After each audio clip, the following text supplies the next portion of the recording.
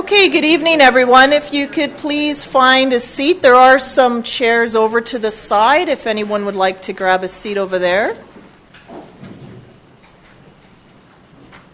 We do have a rough idea of floor capacity. Well, we know what our floor capacity is. 117 we're allowed inside. Okay, we're allowed 117 people inside, and I think we're still good. But there are some chairs there if you'd like to have a seat. Over on the side, it's up to you. One chair left over here. One here. There's one over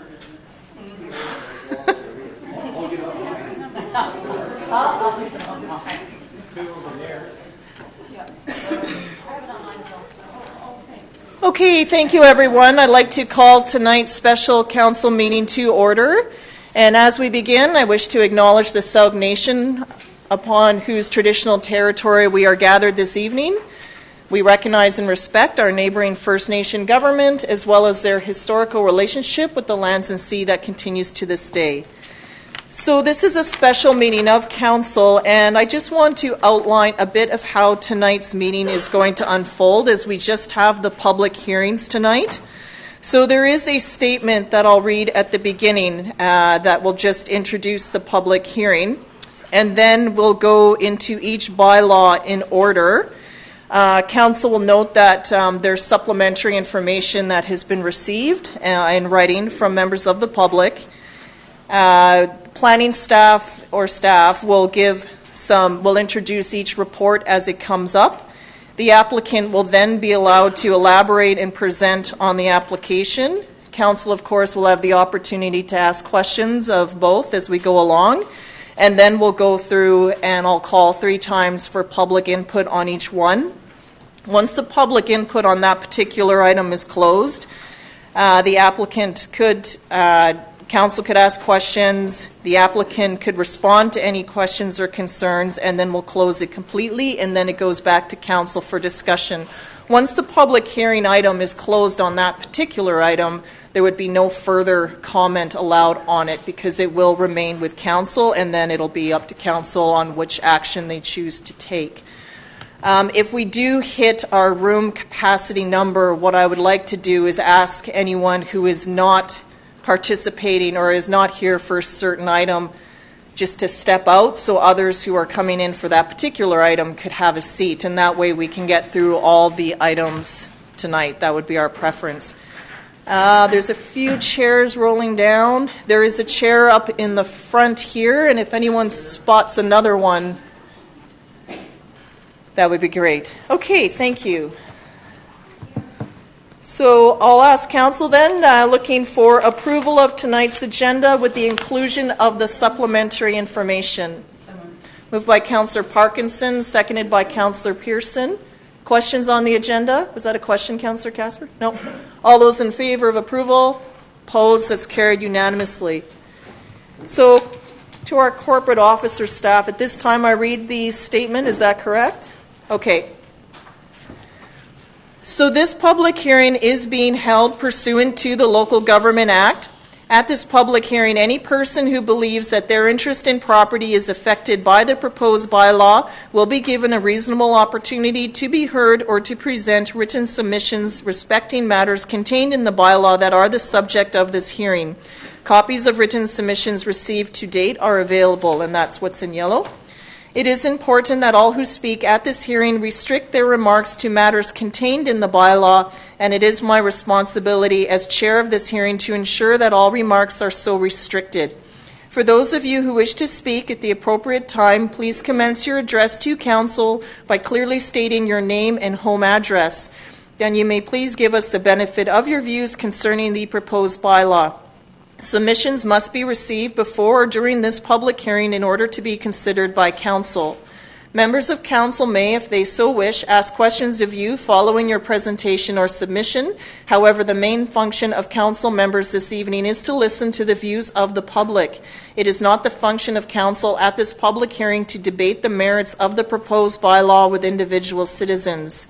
Everyone who deems his or her interest in property to be affected shall be given the opportunity to be heard at this hearing.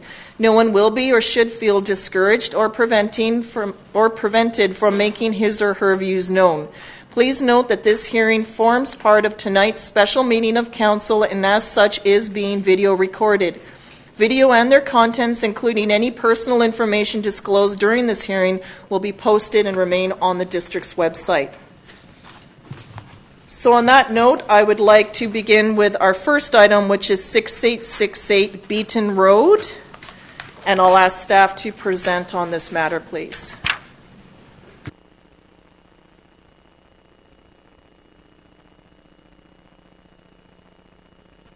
Good evening, Your Worship, members of council, audience. Ivy Campbell, Head of Planning. I'm here to present this on behalf of Tanisha Everst, who's on vacation right now.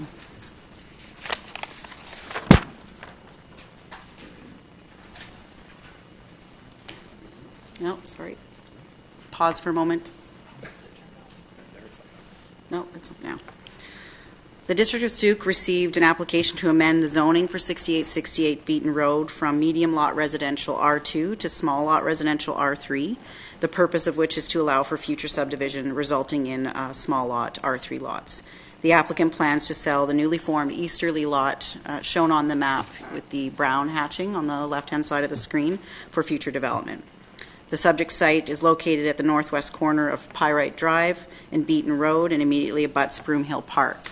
It's surrounded by medium lot residential R2 and is approximately 72 meters from another R3 site. And across the street on French Road is the Beaton Road residential CD5 zone.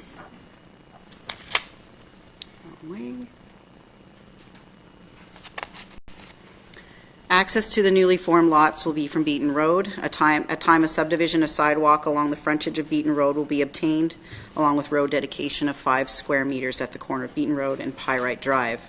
This aligns with the district's plans for future sidewalk connections from Maple Ave North east to Beaton Road.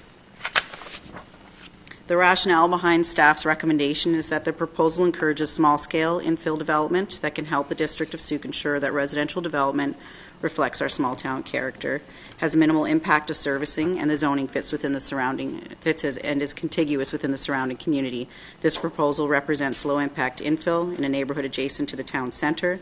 Therefore, staff recommend that council give this bylaw third reading. Okay. Any questions from council to staff?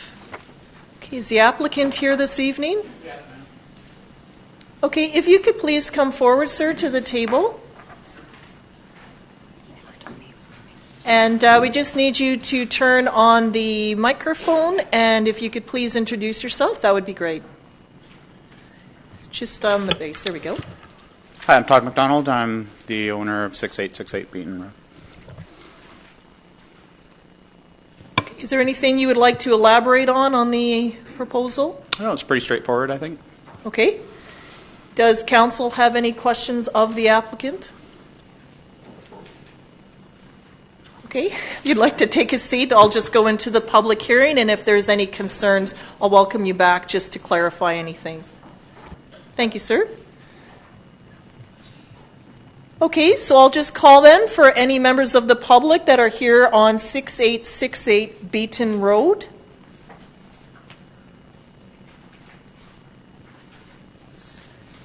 Just over to staff. We've received one written submission, I believe, on Beaton Road? Yes, Your Worship, that's correct. Okay, it's in everyone's package. So I'll call for a second time for 6868 Beaton Road. A third and final time. This is the final time for the public to comment on 6868. Okay, so Mr. McDonald, I think it's fairly straight. There's no need for you to return to the table at this time. So I'm going to close the public hearing on this particular item and return it to council. Council, there is a recommendation to give third reading to the bylaws, zoning as zoning amendment bylaw 708, 600-57, 2018. Moved third by Councillor Ray and seconded by Councillor Loggins. Any comments from members of council? Seeing none, all those in favor? Opposed? That's carried unanimously. Okay, thank you, sir. Okay, moving on to the second one then, is zoning amendment bylaw 695 for 6829 Grant Road West. And I'll turn this over to staff, please. Thank you.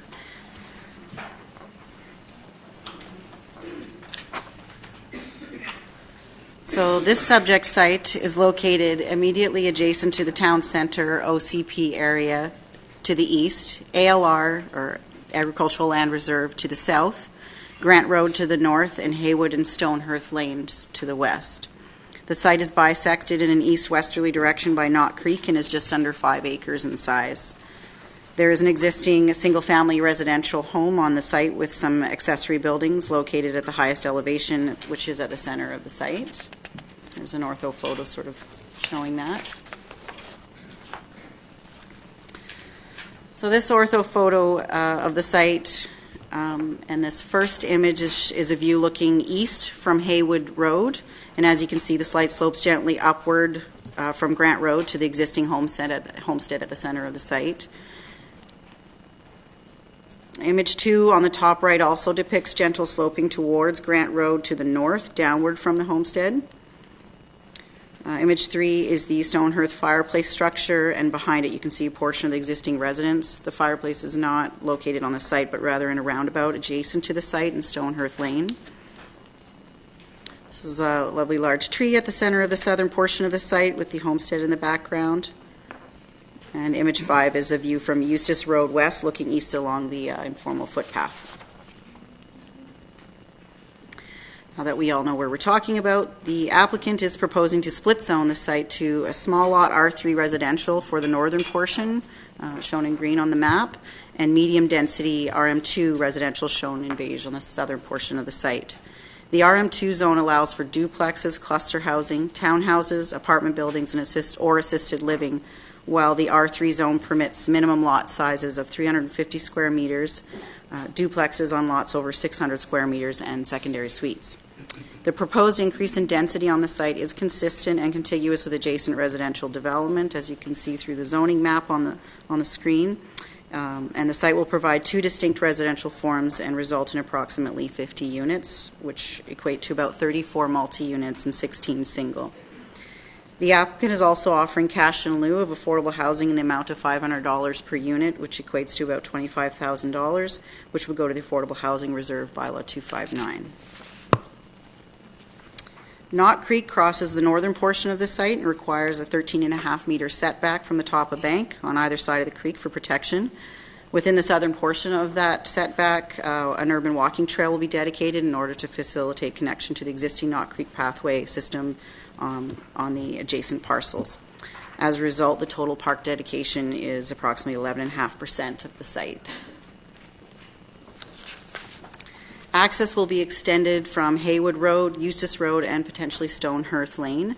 The development concept included in your report package proposed road dedications for all of the above, as well as potential dedication along Grant Road for future widening. Eustis Road will be built to connect through Eustis Road West. The transportation impact assessment concluded that no further upgrades would be required as a result of this proposal. The site's within the sewer specified area. There's a 200-millimeter pipe in Grant Road and at Eustis. Water is serviced by the Capital Regional Districts, and there is also 200-millimeter water lines on Haywood, Stonehearth, and Eustis. Source control for rainwater detention will occur through a subsurface detention system on all newly created lots in the R3 site, and the same in a common area for the RM2 multifamily site. This application is supported by existing policies and bylaws, and the proposal aligns with surrounding neighborhood. Therefore, staff's recommending that council grant third reading to this bylaw, and prior to adoption require the owner enter into a 219 covenant to address the parks and trails dedications and construction, road dedications, and affordable housing contributions. And we do have the applicant here, Representative Roy Sinke, on behalf of the applicant. And I did want to point out, actually, in your report package, under report summary, there's a minor error typo. The address is showing 6820 as opposed to 6829. So just a note for that. And Roy Sinke is here. Okay, thank you. Before we invite the applicant forward, just a question that I have on what is permissible use in this zone. Would this zone, or zones in this case, permit and allow childcare services? Would that fall under home business? Yes, actually, through your worship, you can have a day home, or I believe it's called group care, in a home in any residential district, Okay. as long as they meet the provincial requirements. Right, okay. The reason why I'm just asking that is I had a meeting with Minister Chen a few weeks ago. She is the Minister of State for Childcare, and because of the funding opportunities allowed to build out childcare, it was commented that to meet the growing needs of the community that applicants consider building in childcare as they plan their developments. So I just wanted to confirm that that would be allowed in the zone, which it is. Okay, and the applicant is here, I understand. Welcome, sir. If you could please have a seat and introduce yourself. Thank you. My name is Roy Sinke. Paul Clarkson's my partner. Paul's not available tonight. Is there anything, thank you, Mr. Sinke, is there anything you'd like to elaborate on or just state as part of this application? No, I think Ivy's done a very good job, so I think it's pretty straightforward. Okay. Any comments or questions from council? Councillor Ray, go ahead. Yes, through your worship to staff, just for clarification in terms of the extension of Eustis Road, if I'm seeing this map, the dedication is actually only for half of the road. So we won't have a through road with Eustis, will we? No, the dedication will connect all the way through. It is considered, I guess, an interim road dedication until the lands to the south develop, but it will be full access all the way through. It's just the design of it has to account for existing ALR, so it will be eating up a bit of the applicants' lands for the time being. So just further to that, I just want to make sure that that road will be a usable road for residents to drive through. That's correct. Okay. Certainly something we've been looking forward to for some time, to have better access off of Eustis as an alternate. Thanks. Anything else? Councillor Loggins? It's a bit of a curveball for you, but I do have a question. I know we don't have a heritage tree bylaw, but I know there are some pretty neat trees on this lot. So if possible, if you could get an arborist to just double check their viability and keep some of those, that would be really lovely. I don't know what the plan is, but it would be nice. Okay. Councillor Berger? Yes, thank you. Through you to the applicant or staff. Ms. Campbell spoke that Stonehearth might potentially go through to this subdivision. I'm just looking for clarity as to where the potential connection is and whether it's going to happen or not. Through your worship, so there's still some discussions that will happen at the subdivision stage around how that connection will happen, if it will come in through Hayward and link back through to Stonehearth, or another proposal was to sort of hammerhead and not have that access at Stonehearth, but the dedication for Stonehearth was sort of right now is to show finishing off of the cul-de-sac, but there's still some discussions that can happen on that. Anything else from members of council? Just a question back to Ms. Campbell. There was a comment you made about lands being in the ALR. Is some of this in the ALR?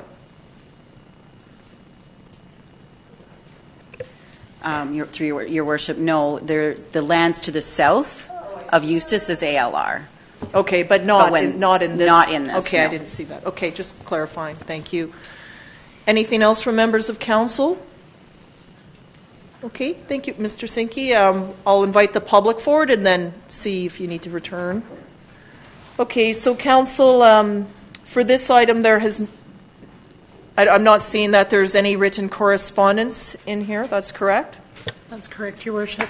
Okay, so I'd like to invite members of the public forward, please, to comment on 6829 Grant Road West, please. Okay, yes, sir. Yes, if you could please come to the microphone. And after you turn it on, if just require your name and address for the record, sir. Darrell Ridley at 2038 Stonehearth Lane. My question is the cottonwood, the big giant cottonwood out in the middle of this property. I'm concerned about what's going to happen to that. And also that stone hearth, the cul-de-sac at the end. If there's access going into that property, I'd like to see that removed because it's difficult getting in and out of our driveway. Fire trucks, access up to the end of stone hearth is very difficult. And that media and stone hearth is a bit of an eyesore. And I'd like to see that removed, if possible. Okay. And gain better access to our driveways. Okay. Thank you, Okay. Mr. Ridley. I think there was another. Okay, you could please come forward, sir.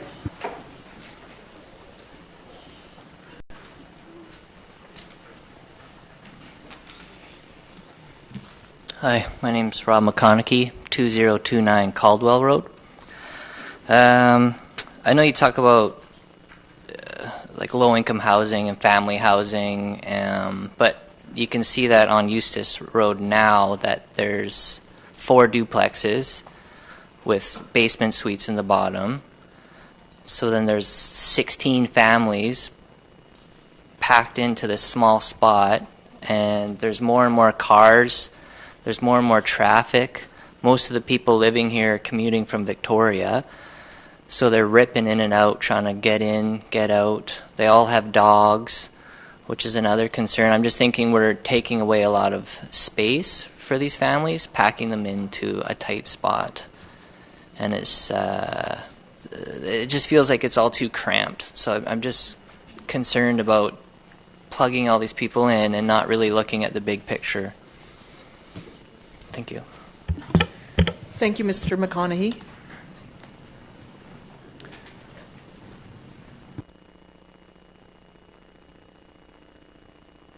Still on? Yes, Council. Val Scott, 2042 of Stonehearth. A couple of things that I agree with that was just mentioned. Eustis is quite a mess for congestion and cars and density and noise and dogs, and I mean those duplexes are quite a disaster of a build down there, and it affects the whole neighborhood. I mean, we all hear it on Stonehearth, we hear it on walking on Marsden, we hear it walking down Caldwell. So that's a concern that this project doesn't end up like Eustis. And then my biggest concern is fire truck access. I've viewed fire trucks going up Caldwell and through to Marsden, and I've spoken to a couple of the members of the fire department when they were bringing their little brush truck up on Stonehearth. And even their concern was when Stonehearth gets connected, being able to get past that stone hearth central cul-de-sac mess. That stone fireplace is a disaster. It's become a broken down garbage dump, and there's no one maintaining it and no one looking after it, and it's a disaster. I have concerns about fire trucks getting through and fire trucks getting past, and when I was told that they can get up to in front of my place and Daryl's place, but they certainly won't be able to turn their trucks around if they go past that on an extension from Stonehearth. My concern is what the fire control problems are going to be. If fires start in there, I beg to be concerned about the people that own in there, but then if they can't get fire trucks in, what are the neighbors going to be dealing with too? So I think that's my big and greatest concern, is that access in and out of there, because access for fire trucks coming through Marsden is terrible. When all those suites are parked with cars, our individual vehicles are zigzagging around both sides of the cars coming around through there. Fire trucks are just not going to make it. So that's my concern. Thank you. Thank you, Ms. Scott. Do I have other members of the public here to speak on this item? This will be 46829 Grant Road.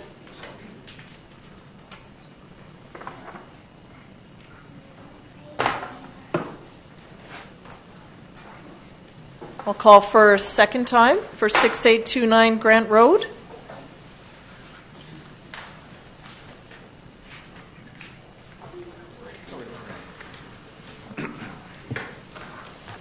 Okay, Jeff Bateman, 7083 Briarwood. A few points. It's another necessary loss, I suppose, a price of progress that we're losing another piece of green old souk, some historic farm property. Perhaps I'd love to have heard Alita Piers give us some background on what's being lost here. However, it is in the town center. I fear that it perhaps is a little too dense, as a previous speaker mentioned. Opening up Eustis Road, of course, will create a shortcut to the west end for those of us in the area of the Legion. So there will be quite an increase in traffic heading out through that part of town. And I am wondering if indeed, I know secondary suites are allowed in all of our single-family zones, whether those might be exempted here, that we might put a moratorium on secondary suites in this area, because that would, of course, increase the density there significantly. And that cottonwood tree, yeah, wouldn't that be wonderful to see these developments preserve at least a signature aspect of what this property was once upon a time? Thank you. Thank you, Mr. Bateman. Are there any other members of the public here tonight for 6829 Grant Road? It's the final call. Anyone? No? Okay. Clarity from staff. In terms of what was raised by Ms. Scott regarding the fire department, I would just like to share that there is a referral process that all the applicants send their applications through, external as well as internal, meaning building, engineering, fire, and environmental. So fire department comments back were that there's no immediate concerns. The preference would be a loop through the site connecting to Stonehearth Way, but a hammerhead is also acceptable. And in terms of navigating around parking, what we've seen in other areas, if it becomes too crowded for the fire truck to get through, then parking can sometimes be restricted on one side of the road when it gets to be too tight. So that's how, when we find those, they would be a call to service, but that does happen in town or when parking in general becomes an issue. In terms of a suite that's been built, it would have to provide and accommodate parking on the property, and that would be to encourage the vehicles not to be on the road. Comments from members of council? Would the applicant like to speak perhaps on the cottonwood tree and or about the Stonehearth itself? There's been just some feedback about how it restricts some residents from egress. Well, the Stonehearth isn't on this property, it's on the previous one, and it was so not properly dealt with, I think, at that time. So I think I'd made a suggestion that perhaps it could kind of be moved. If it's strictly a heritage piece, there might be a way to accommodate that, get it out of there and amplify. So on that property, there is sort of a bench coming in off Stonehearth. So that's kind of, I don't know that it'd be a simple thing to create a loop going south, perhaps something going north. But, when we get down to the time of subdivision, I think that'll become more apparent. And again, in subdivision, we want to do things right. We're not trying to jam it full. Paul, if you're aware of any of the building he's done, he does first-class product. So whether or not we're involved in the final build-out, I don't know, but we'll try and get it to the subdivision stage, and we'll try and address those issues with parking. I'm not 100% sure I see a cottonwood tree in that thing. There is some oak, and then some of the oak may go back to Captain Grant. I think the picture Ivy has is more of a maple, but maybe I'm wrong. Anyway, in some of those trees, they have a life, and I think that maple's probably near the end of it, but the oaks, I think we're going to try and hold those where we can. We'll talk to an arborist. I'll go back and look for a cottonwood, but I didn't see one there, so. Thank you very much for those comments. Any questions from members of council? Councillor Parkinson? Through your worship to staff, just in regards to the parking, can you please explain how much parking there will be there? I know that I've received phone calls on Marsden's Place because there has been a lot of problems with parking there where people can't even turn into their driveways. Through your worship, since this is a zoning application, I can't tell you exactly how many stalls, but it will have to meet the requirements of the zoning bylaw. So at minimum, one per dwelling unit. So until an actual development permit's submitted, or building permit, I can't really comment. Okay.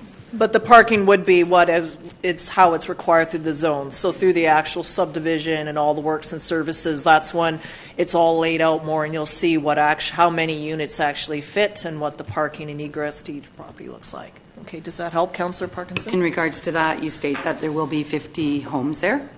So that would say to me that you would have to have 75 parking stalls? Through your worship, that was an approximation Right. based on No, the that's zoning okay. that they could. The zoning would allow that many.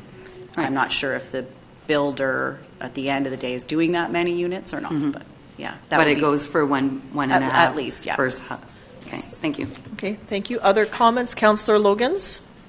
I just wanted to address a couple of comments that were made about density in this lot. It is a downtown lot, so I believe it is the right place for added density in our community.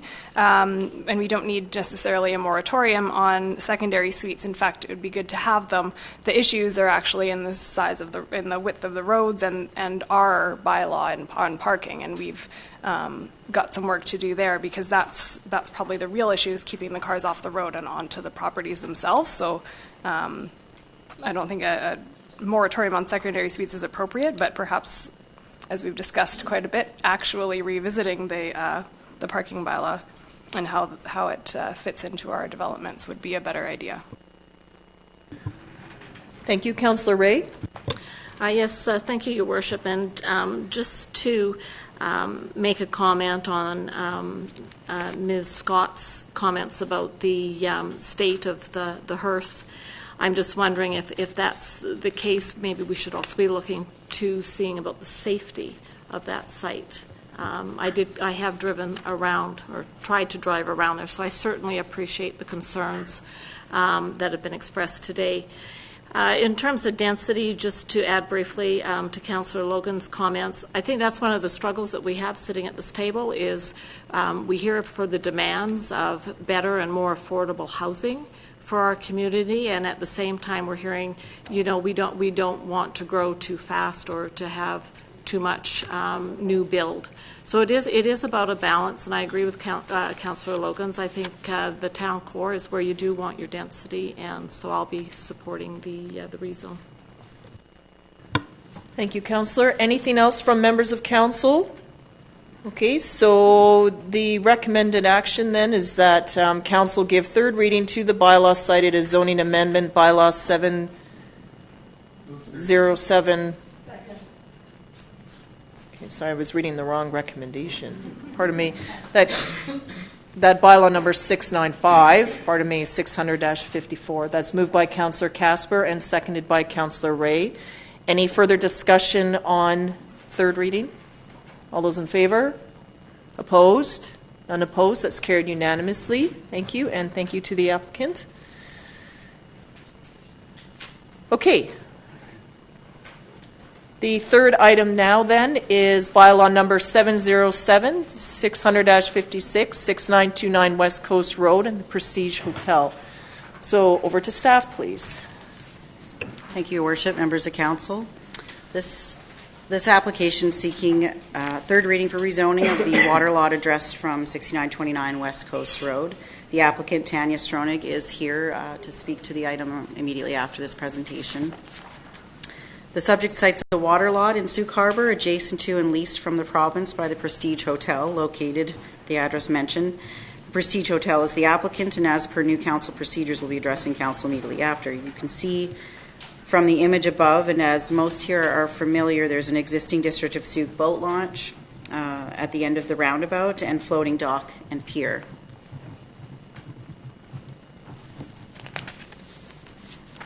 The applicant is proposing to rezone the water lot depicted above by the hatched area on the map from passive recreation W1 to Marina, W3, in order to develop a fuel station and private resort moorage for guests arriving by boat and/or the occasional float plane. The prestige has been approved by the province for the foreshore lease and for a license of occupation, as is shown by the hatched area on the map. The image on the lower right corner of the slide is a northeast view from the pier. That's the general location for the moorage. The official community plan encourages economic development opportunities of water frontages such as marine-related retail, marine pub, and hotels. It also encourages support of tourism commercial activities along the waterfront.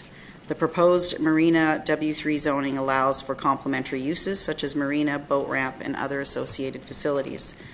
The float plane moorage would only be for the occasional guest wishing to arrive specifically at the hotel by float plane. The hotel would pre-plan to forego boat moorage on the day of a float plane arrival to unload and load hotel guest passengers. It is not their intention to specifically dedicate moorage for a float plane. Should the occasion arise where a guest or guests wish to arrive by float plane, it would be restricted to arrival and departures outside of the hotel's quiet hours. So no plane leaving or departing between 11 p.m. and 7 a.m. This would be included in a Section 219 covenant prior to final adoption of this bylaw. On June 11th, this application was presented to Council for first and second reading and was originally proposing 18 berths along with a ramp and locked gate. Through discussions with staff since that time, the applicant decided to reduce the number of berths to 9, thereby removing the need for a variance for parking. The 9 berths will require an additional 3 parking stalls on the upland site, which can be accommodated for, hence the removal of the need for the parking variance. All of this has been addressed in the supplementary report provided to you in your public hearing packages. The additional 3 parking stalls will be located and marked on the southeast corner of the building adjacent to existing parking. They're expected to meet the parking stall dimensions required by the District of Sault zoning bylaw. So you can see on the screen here where they would be.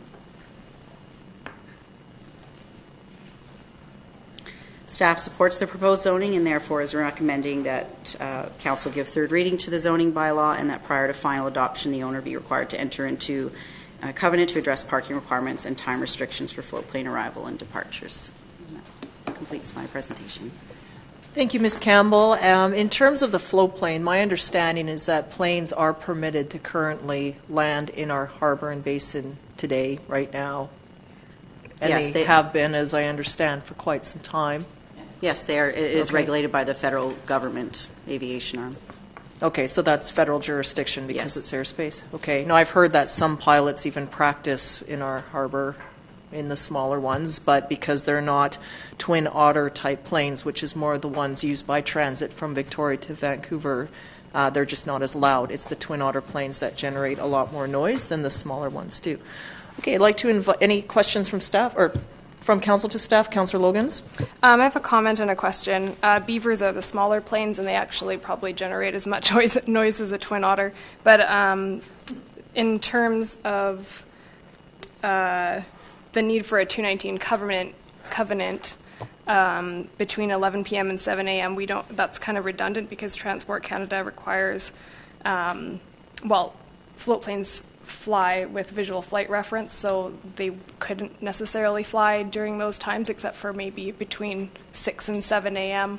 a couple of months of the year, so I don't think we need to go down that route in terms of a covenant. But I did have a question for staff for the fueling station.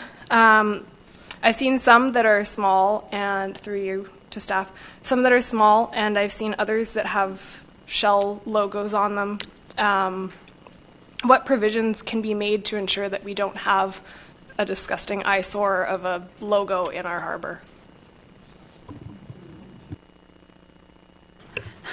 That's a really good question, Councillor Loggins. Through your worship, the building of the moorage and development of it is outside of our jurisdiction. There's no permit required for that. But it might be worth addressing that question to the applicant when she comes up, and she may have an answer for you. Okay. Any questions for staff? Councillor Ray, then Casper.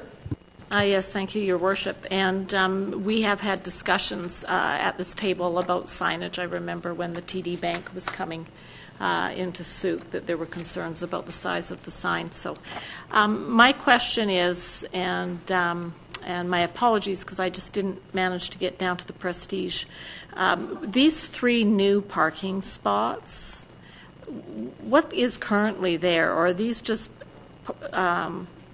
stalls that are being reassigned? Or was there something there before and now they're taking it out to create the 3 spaces?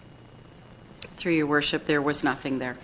It's an empty spot adjacent to the pump station. Again, the applicant will be able to speak into more detail to that. Thank you. Councillor Casper? Yeah, through you. Where is the district's property line in relation to the parking stalls and setback from the building? Because I don't see any of that on any of the maps. And are any of these parking stalls actually going to be on the district lands that are owned by the district? Through your worship, I believe the property lines running through the middle of that road. No, none of the parking would be on district land.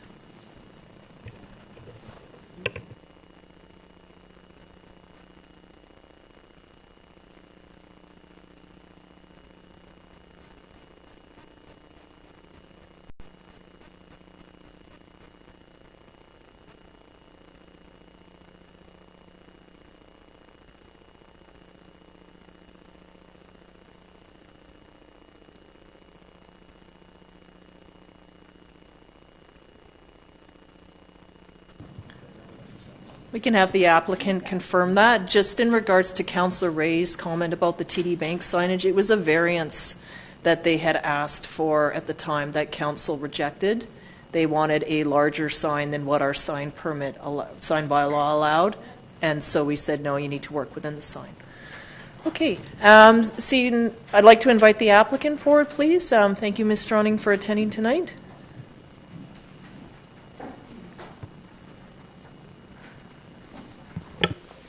Good evening, Your Worship and Council. Thank you. My name is Tanya Stronig. I'm the Executive Vice President of Prestige Hotels and Resorts and managing this project. The proposed marina is the final piece of our vision for this resort development that we started years ago.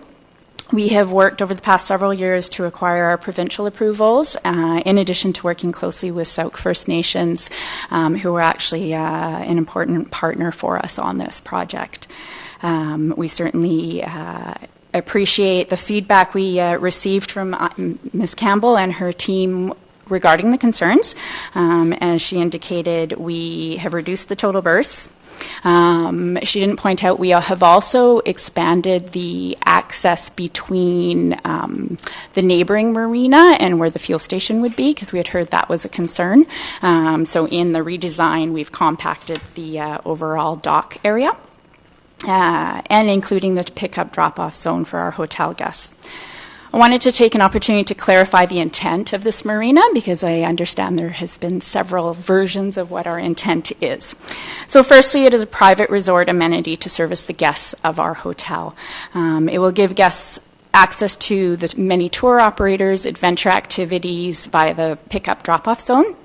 Overnight guests, transient boaters who wish to arrive and stay at the resort or simply come in for a meal, enjoy the spa services, are welcome to access the moorage. It's important to understand that in the redesign, being conscious of parking, there will be no local moorage. So no locals will be able to moor their boats with us permanently and therefore not require any parking to access the marina. With respect to the fuel station, that's an amenity that becomes a public amenity, access to boaters at the boat launch, certainly, and transient boaters needing access without having to go all the way into the basin. To address the concern about signage, certainly not our intent. We want to, as an amenity of the resort, keep it very low key. We'll be promoting, marketing the fuel station, and also to clarify, it is only for boaters. There would be no float plane fuel station, because I understand that was out there as well. And additionally, just to note that no jerry cans will be allowed. As we have learned, that's a provincial requirement on ocean waters, so we will certainly not be allowing any jerry cans to be fueled, so that there's no jerry cans coming and going from the marina and allowing for that kind of spillage. Finally, I'd like to clarify with regards to the float planes. We simply see this as a guest hospitality item. If we are able to accommodate a guest that wishes to arrive by float plane, we would do our best to do so, being very cognizant of our neighborhood, obviously. In our time, we have had a few requests, less than a handful over the last several years. So we don't see this being a major part of our marina. It was never the intent to become a float plane station in any manner. So we just wanted to address that as well. And there was another concern you wanted me to confirm, parking. Yes. So the parking is adjacent. What's there right now is where the garbage enclosures are. So that is our access area. We will restrict parking so that there is access for the garbage delivery, but they're enclosed behind doors. So, but we would make that area, it's kind of an incognito. People park there anyhow. So certainly we want to make sure it's controlled, but we're able to add those stalls there to add more stalls to our existing parking. So just a question I have, thank you for the presentation, is in regards to the fuel station, is there like a staff member then who is on site to fill the boats? So yes, there would be a staff member. There'll be a retail shop contained to the two pumps. We plan to have two pumping areas. But my understanding, this is our first ocean water fuel station that we're involved with, is we're not actually allowed to fuel. So the boater would fuel their boat themselves. I see. So the attendant would just be monitoring and then taking payment? Correct. Okay.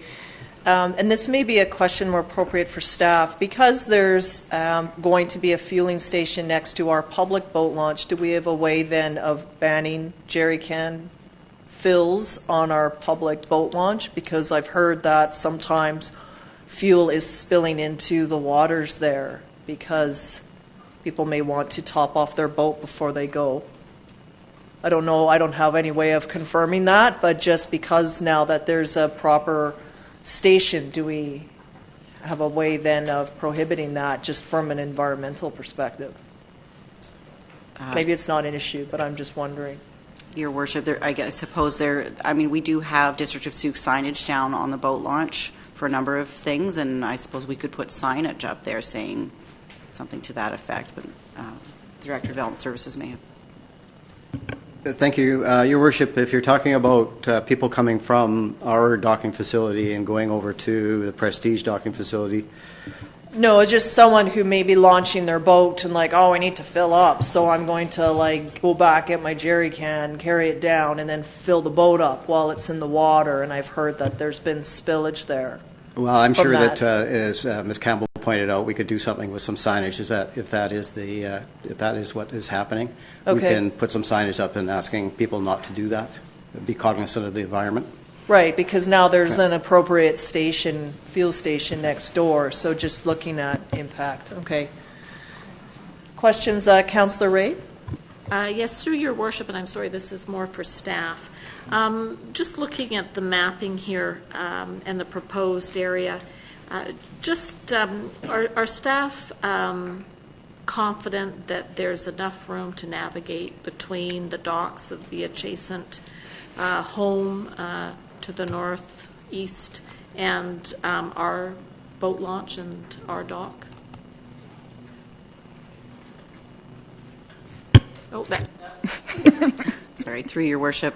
The foreshore lease is granted by the province, and so they, in their expertise, determine whether there's enough room. I know some comments did come up internally about that when the application first came in, and as a result, the Prestige has actually shrunk and realigned a little bit to allow for more room. The neighbor to the north doesn't seem concerned, has come in to talk to staff about the application and seems comfortable with space for their dock.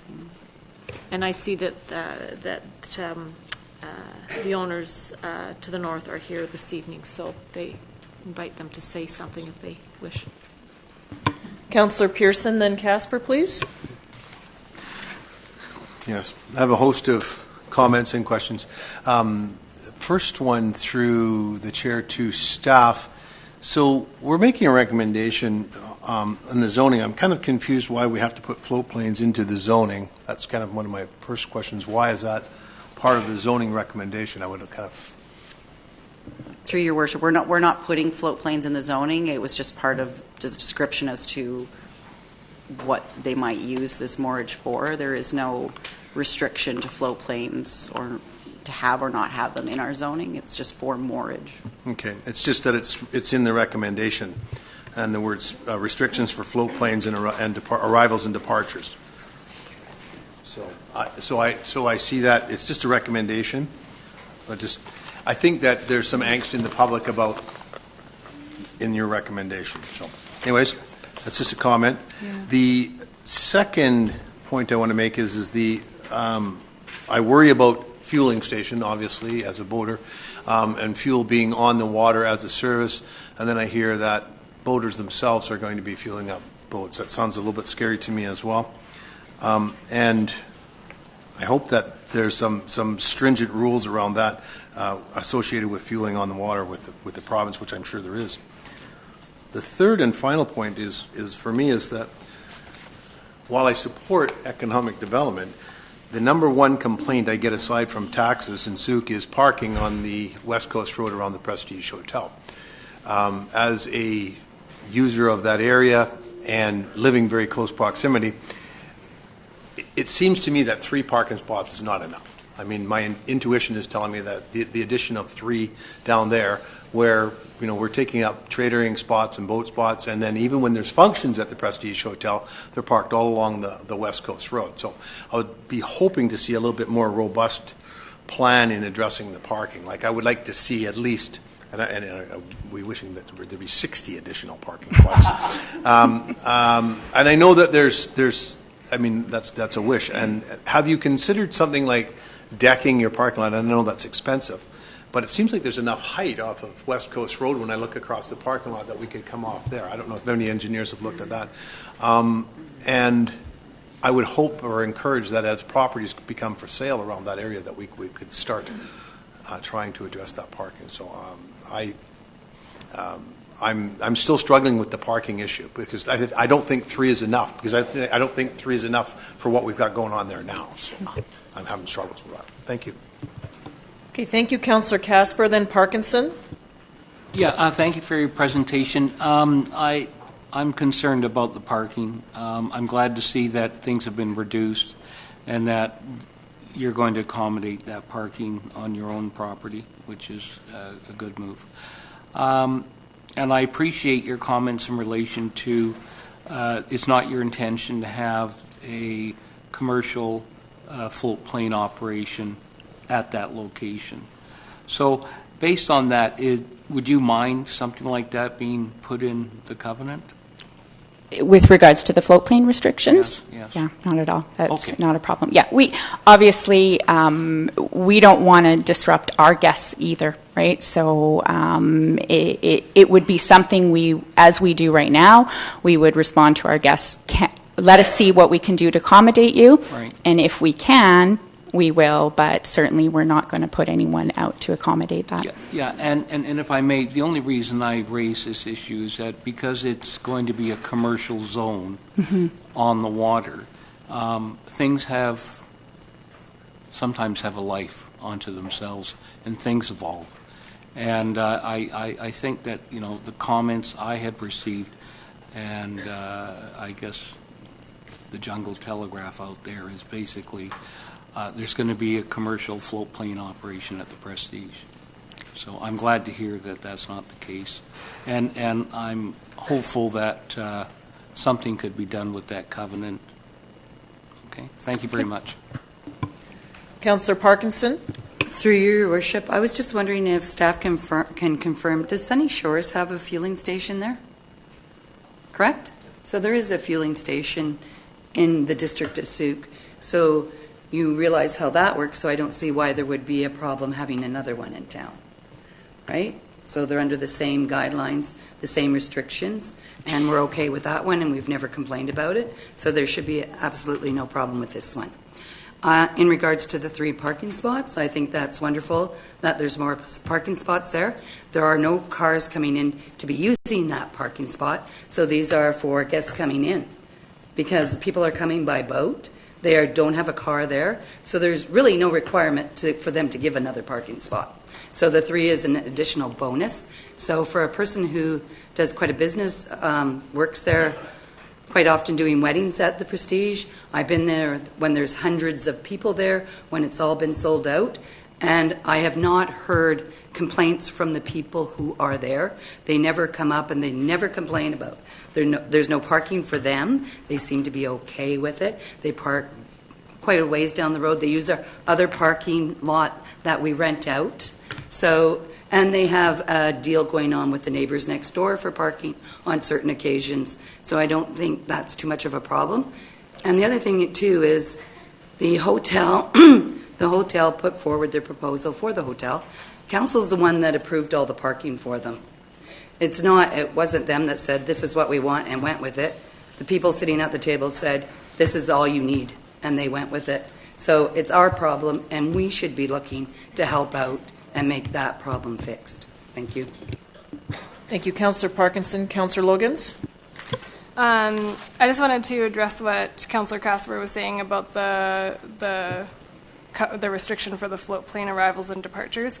Again, that's Transport Canada regulated. It's visual flight reference. They're unable to fly when it's foggy, when the ceiling's low, when it's dark out, and they need enough time to get back. So I'm curious, what kind of restriction are you hoping to see? Well, I think the applicant understood what it was, and if I repeat it, I have a concern that this could, in a future date, future council, evolve into a potential commercial float plane operation. And what I asked the applicant, if they would consider having wording in a covenant that would restrict that. And I think the applicant had agreed to do that. Just to confirm, sorry, I'm just trying to clarify. Okay. Across the table, not necessarily the applicant at this time, but so that's restricting commercial use. Yeah. Okay, I just wanted to confirm that because I didn't want to be redundant with the federal government. Councillor Ray? Yes, thank you, Your Worship. I guess what just comes to mind with the use of covenants, and I'm not saying one way or the other, but just in the time I've sat at this table, there have been a few times where covenants have been in place decades ago, and we've sat here at the table shaking our heads trying to figure out the whys and the what-fors behind them. So I tend to lean towards Councillor Logan's comments that if it is already regulated in some format to do the 219 covenant, is that going to, down the road, create a situation for a future council to go like, what were they thinking if this is federally regulated? I put it out there for thought. I don't know which way I'm going to consider that, but I think there is an issue there. So just to follow up on that with staff, in terms of this covenant here, it's in the recommendation. So it's to restrict the time, as I understand it. Like no float planes can arrive between 11 p.m. and 7 a.m. But as I understand as well from being on a float plane that couldn't leave, they don't tend to fly past, I don't even, 6 at night maybe? The latest arrival, like return arrival, would probably be around 7. Yeah, like it's sort of in the evenings, so I think it would be impossible to fly outside. So I tend to agree that the covenant doesn't seem to make any sense. In terms of restricting commercial down the road, it wouldn't do that because this is just a restriction on the time, which they can't fly during anyway. So that's where I'm a bit puzzled by that. The other part in here was that the covenant to address parking requirements and then restrictions for float plane arrivals. So what is meant by parking requirements? So this is sort of an unusual scenario where it's a rezoning for a water lot and there's no planned development, so there will be no development permit coming in, that we would then say, okay, you have to have and count the parking, make sure they have their parking. So this is one way to just make sure that parking is actually put in place. Those three because stalls. Once the rezoning's done, there is no other permit process. Oh, I see. So in that case, those parking requirements would be the three. The intent was to put council's minds at ease that Okay. parking would be provided and that the times would be allowed, although I'm not an aviator, so apparently the 11 to 7 isn't necessary, so I might agree that probably doesn't belong in a covenant, but the parking would be there to just guarantee that that parking is provided per the zoning requirements. 'Cause Okay. There is no double check after this. Got it. Okay, so that makes sense. I tend to agree with Councillor Parkinson that it was Council of the Day, of which I was a part of, that granted the variance in parking. It also, we know that the boat launch has created, a demand that the existing parking supply can't meet. So Council has entered into a lease to make sure that there's additional overflow parking. In terms of Safeway on Highway 14, Council has advocated to the province that parking on the highway be restricted. The province did not comply with that request. However, at the moment, Ministry staff are working with our staff for sidewalk alignment, which would then improve pedestrian safety, cycling safety along the highway, and then potentially the parking would be addressed at that time as well. So all those things are in the works as the moment. In terms of the 9 bursts, I was sitting there thinking, well, why do they need parking? So if you're arriving by boat to visit and to stay in the hotel and then leaving by boat, like you can't, otherwise you're leaving your boat behind if you then obtained a car, which then the hotel would say, well, who does this boat belong to? Or if you're coming in and decide to go to the restaurant, then you would come in and then leave by boat. So then I thought, okay, well, maybe there's a repair needed for your boat, so maybe some sort of service might, or you're staying for a month and decide that you want to rent a car, but then as a hotel guest, you're able to use the hotel parking anyway. So I guess it is just augmenting and providing some additional stalls for hotel guests, because otherwise I was just trying to say, okay, well, if you're coming by boat, then what do you need the car for? Through your worship, I could clarify a little bit on that. So our zoning bylaw parking requirements are not specific to private moorage versus public moorage. So right now, the zoning bylaw just assumes someone's driving somewhere and bringing their boat, parking and taking their boat out. So we don't really have something built into our zoning bylaw that says private hotel boat moorage. So we have to say, follow the letter of the law where it's 1 per berth. And it is a note that I've made for when we do look at the zoning bylaw for housekeeping purposes. But the applicant's been kind enough to accommodate despite the confusing zoning bylaw. Okay, great. Anything further from the applicant at this point? No, I guess I would just, in response to the parking, absolutely, we hear the concerns, and we are very open. We have pursued a few opportunities, looking at viable options for us as a business, obviously, to address parking. I guess I'll just finish with saying parking problems is a good problem in our business. So we appreciate that we have that problem, and we'll continue to look and work hard. The team at the resort works hard to accommodate big events and make sure it is not too impactful on the neighborhood. Okay, thank you. Thank you very much, Ms. Roning. Okay, so now I'd like to welcome any member of the public that would like to speak on this application. And council, please note that there are items in here. There's different letters that have come in the yellow pages. Sir, if you could please just introduce yourself. Hello, Thank you. My name's Steve Saunders. I'm a landowner and a resident of the Souk and Western communities. I hear all this chatter about a commercial wharf in Souk. What I never heard here today was anything going towards salmon enhancement. I would like to see, as I know the Prestige had lots of tax exemption over the years, maybe they could donate to the Souk Salmon Enhancement Society. Thank you. Thank you, Mr. Saunders. I do wish to clarify, though, that the hotel was never eligible for a property tax exemption. There was an agreement about room space being rented through a partnering agreement where meeting space was provided, and there was a contribution for that space, but there was never a property tax exemption put forward for the hotel. Okay, other speakers, please.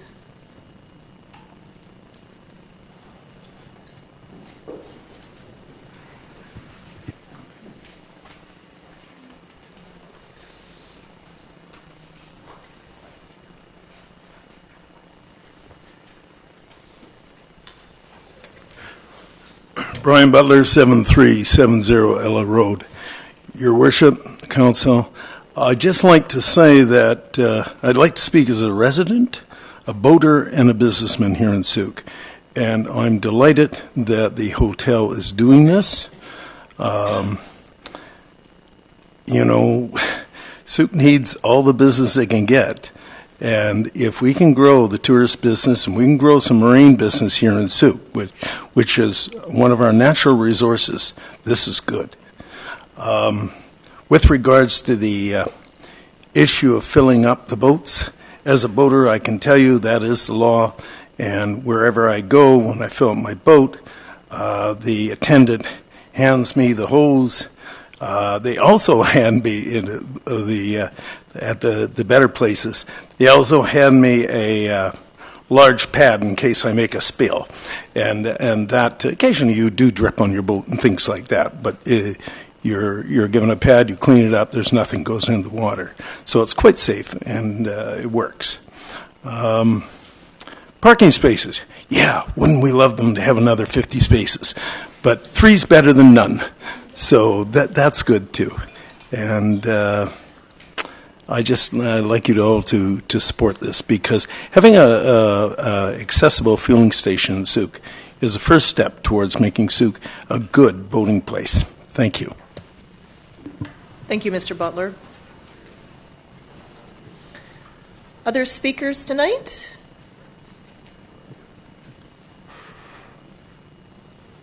Call for a second time for any speakers on 6929 West Coast Road, the Prestige. A third and final time. Anyone? Anything? Okay, so that closes the public input for this particular application. Just a general comment, I do support the application. I understand from the materials that businesses like a whale watching company or a fishing boat guide or bird watching guide would be able to pick up their guests that are staying in the hotel. So that may make it easier then. That's one hotel guest that doesn't then have to drive to another point to catch something. They could have everything come and go from that particular area. I think that for the fuel station, I agree with Councillor Logan's. We don't want to see a big commercial sign down there, but perhaps through arts and beautification, there would be a way of doing some very appealing artwork down there that may speak to the salmon in the area. And the hotel itself has always contributed to many of our different events that occur in our community through sponsorship and the like. So I think just tying in and always having salmon on mind for the traveling public that may come, they probably already do as they arrive by boat, would be a positive one. So moved third reading by Councillor Casper, seconded by Councillor Parkinson. Anything further from Council on third reading? Councillor Ray? Thank you, Your Worship, and we're just doing the first part, not the second. We're doing just third reading at this time. Anything further? Anyone? Anyone? Okay. All those in favor? Opposed? That's carried. Councillor Pearson, were you opposed? Okay. That's carried unanimously. And then the second part is regarding the zoning amendment. My recommendation there would just to... that's the wrong...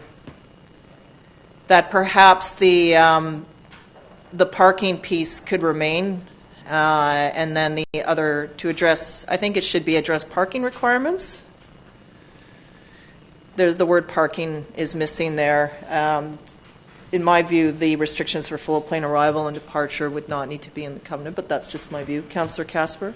Did you turn on your microphone? What I was advocating is that there be an additional restriction on a commercial floatplane operation being stationed at that. That's what I would like to see included. And I think the applicant had agreed that would be amenable to them.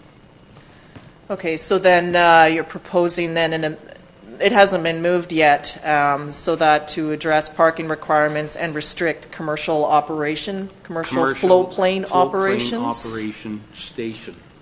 Okay, are you moving that as... Yes, okay, I'll move is that. there a seconder for this covenant with this language?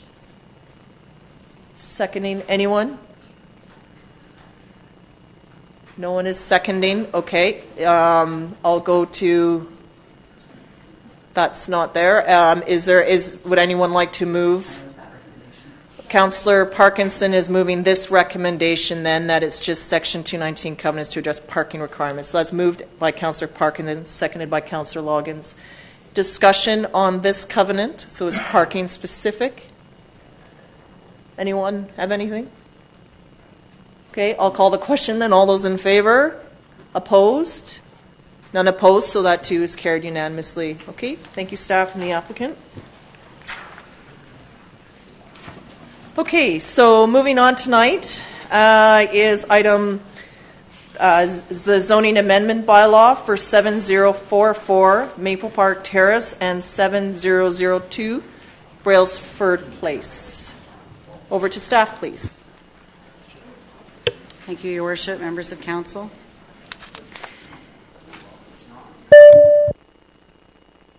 I just wanted to turn off that other microphone. Sorry. So on a little bit of background for the public, on May 28th, third reading of the bylaw cited as zoning amendment bylaw 694 was defeated immediately following the public hearing. On June 11th, 2018, Mayor Tate brought back reconsideration of third reading of the bylaw, which council postponed to a new public hearing, which is this public hearing, and directed staff to provide information on select issues and a comparison chart between the existing and proposed zones at this public hearing. So the issues that were brought up on May 28th that we've been asked to speak to here were the Brailsford Place road connection. Should it be opened for full use or remain emergency access only? Construction of Maple Park Terrace sewer services to the property line of properties committed to in the existing CD9 zone. Toddler equipment for proposed playground, parking, and affordable housing. So I'll first address the Brailsford Place road connection. The transportation impact assessment done by Watt Consulting on behalf of the applicant showed no negative impact if Brailsford was either opened fully or if it remained emergency access only. The District of Sauk Engineering Group notes the need for improvements to Beaton Road in the near future and therefore felt it more appropriate to hold off and remove the bollards once those improvements are completed for Beaton. The Maple Park sewer services. Connections to 7047 up to 7076 Maple Park Terrace inclusive were required under the existing CD9 zone only in the event that the applicant was proposing to increase density above 2 units or 10 units per hectare. The applicant is down zoning to 7 units per hectare. The applicant has agreed to provide the connections prior to final approval despite this at time of subdivision plan, to be included in a covenant prior to adoption of the proposed bylaw. Oops, sorry. Playground equipment. The current proposed play structures accommodate 5 to 12-year-olds, slide and lower climbing structures to accommodate younger ages. The head of parks reviewed the playground proposal and supports the proposed play structures and these would be included in a covenant prior to final adoption of the bylaw. Parking. The Sauk zoning bylaw requires 2 parking stalls per dwelling unit. The proposal meets those requirements. Affordable housing. The CD9 zone requires in the event of proposed increased density above the 10 units per hectare that a developer must provide for a certain number of affordable housing units or $15,000 per unit up to a maximum of $345,000. The applicant has offered $1,000 per unit for a total of $137,000 and is not going above the 10 units per hectare. The official community plan affords developers flexibility in providing either units, land, mix of housing, cash, or land in lieu. The official community plan also speaks to large residential developments to provide at least 25% of dwelling units in the form of multifamily. Single-family urban density sprawl is generally not supported in the OCP. Affordable housing definition. For rental housing, that which is available for rent at or below the average rent for Victoria as determined annually by CMHC, Corporate Rental Market Report. Owner-occupied is that which is available for purchase at or below an amount calculated as 30% of the median household income. This is the comparison chart council had requested. It's included in your package, and rather than going through all of that, I'll just leave it on the screen for absorption for the next couple minutes. But I've tried to speak to the main things of density, uses, the difference between the housing form that's being offered and then what was permitted in the current zoning.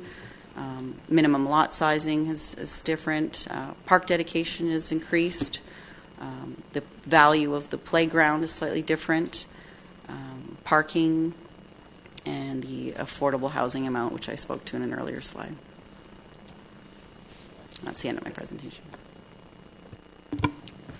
Okay, just a question I have. At a council meeting last year, there was discussion of some land be donated by the developer for a park or to be used as a dog park or something. Is that's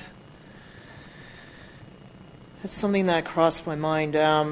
This was done during I'm just looking at the minutes here, September 18th, 2017. For Viewpoint Estates, which I understand that that would like to donate a portion of property as dedicated park, 200 square meters, and that the large boulders and debris would be removed, hydro-seeded, cedar hedge planted between the park area and residential area south of the dedicated park before transferring the land. Your Worship, that did take place. The property was gifted to the district. We've accepted it. The remedial works have been done, and it was deposited in the Untitled office as a park. Okay, so all of this particular work has occurred then? That's correct. Okay, and it is part of this particular... No, the donated area was a remnant from the first phase of the development of the bottom of the hill on Winfield. Oh, I see. Yeah, and it was part of the overall project, but it was part of the first phase. Okay, so that would be then additional parkland that would be like there's a certain amount of park dedication here, so that part that had been donated is over and above this. The park that was previously donated was brought forward by the applicant. It wasn't required by the development. I get that. Okay, yeah. So it's actually there is a little bit more park That's than correct. this. Okay. That's correct. The other comment is just because there has been concerns or maybe some complaints about blasting. We do have a blasting regulation bylaw in place. Perhaps I know that our fire and bylaw staff have been on site and have reviewed the situation. Can we just maybe have a comment on that? Thank you, Your Worship. The Assistant Chief, Fire Chief, and the bylaw officer were on site the other day and walked the site with the blaster and concluded what remediations they needed to do to continue to blast. Pursuant to our blasting bylaw, regulation bylaw number 72, they are in compliance with it. We had a bit of an issue with dust, but after the visitation by the chief, and the bylaw officer, we are hoping that continual effort on behalf of the blaster and the contractor will be in agreement and try to abate the dust as best they can. So I understand that additional water spraying has occurred to sort of, with the dry conditions, to sort of dampen down that area for concerns of residents. Okay. Thank you for that. And then in terms of the comment on Beaton, is Beaton a DCC road? Your Worship, no, Beaton is not a DCC road. We would like to amend the DCC bylaw to have Beaton and charters included as DCC roads. To do that, we need to do the transportation master plan first. Right, because Beaton is in kind of rough shape, so that's where, okay, so then that, I think, we know it's on our radar, and that's why until Beaton is upgraded, did I hear correctly that Brailsford would be closed off to through traffic until Beaton was upgraded? One of the options in the TIA, or the transportation, transportation assessment, is at this point in time there would be no significant effect if Beaton was used as an emergency access and bollarded for now. And then in our road master plan, I think it's in the third year, Beaton would be upgraded, and maybe at that time the district could reconsider and remove the bollards and then have Brailsford become a through road at that point in time. But until a development got up and running, you're probably unlikely to need Brailsford as a connection at this point in time. Okay, thank you for that. Other questions from council to staff this time? Okay, I understand the applicant is here, so I'd like to welcome the applicant forward to speak on this matter.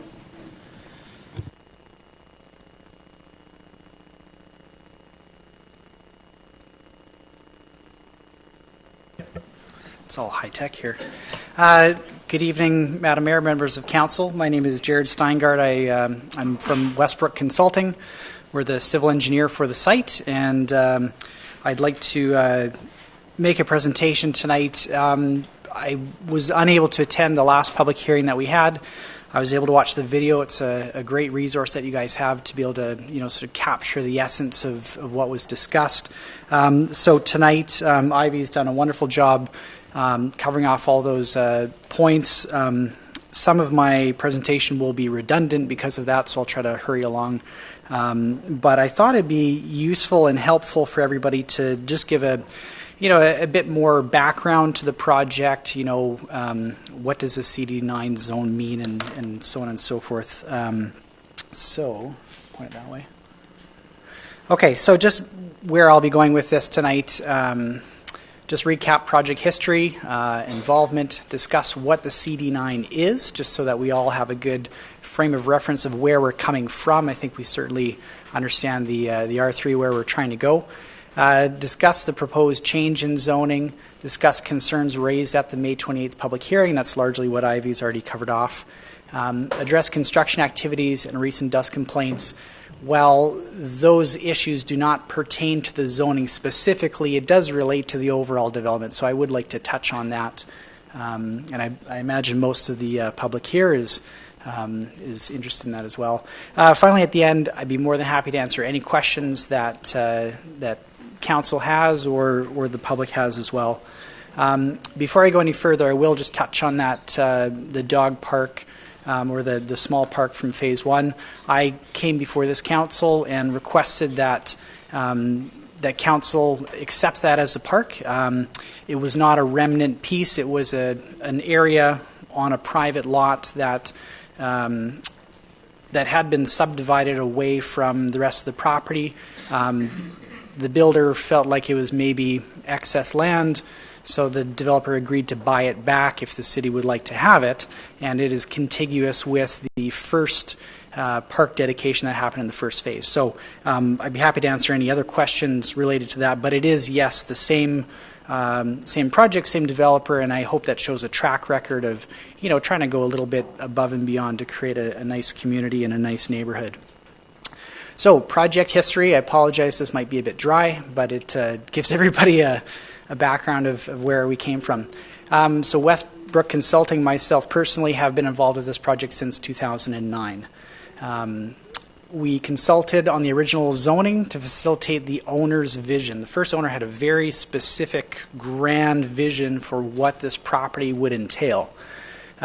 Subsequently, the CD9 zone was created, and we worked with the first developer to extend the sewers. That was the section between West Coast Road and Winfield Drive, also the Winfield Drive improvements, the sidewalk, the curb, the streetlights. That was all result of the first developer there, or the first owner. The original owner was then removed from the project. A new owner's rep started discussions with the adjacent property at 7,000 Melrick. CD9 had to be amended in order to facilitate a joint development. So there's sort of another iterative process that happened circa 2012. A development permit was then issued for the entire site, and that's what launched in some of the site clearing and rock removal and that type of activity. So around 2013, the owners really struggled with the market. They struggled with financing. They had this grand vision, but nobody was really coming to the table. They struggled and struggled. And for many of us, we watched the project sit idle. It's no different than a hole in the ground in Colwood or other projects that at the time had stalled out. I think it was hard for us as engineers, and certainly as a neighborhood, being neighbors to this site that had so many aspirations to then sit idle. They 7,000 Melrick in the same period of time, they ended up reversing their zoning. I'm sure many of you are familiar with that whole process. And the property, unfortunately, because they could not secure new financing, went into foreclosure. In 2015, the current owner purchased the project out of foreclosure, and we started working with them to unpack this CD9 zone. What can we do here? What does all this mean? What are all these conditions and what have you? They did some thorough market analysis and found kind of what the market had been telling the first owner already, that the high density and the multifamily sites really were not in demand. And so then we proceeded with a new concept to try to scale back a bit, still having diversity in housing, but certainly not to the size and scale of the original CD9. The first subdivision happened around 2016, creating 23 lots.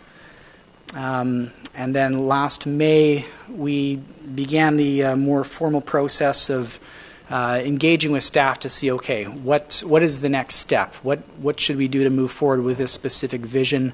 We talked about amending the CD9 zone.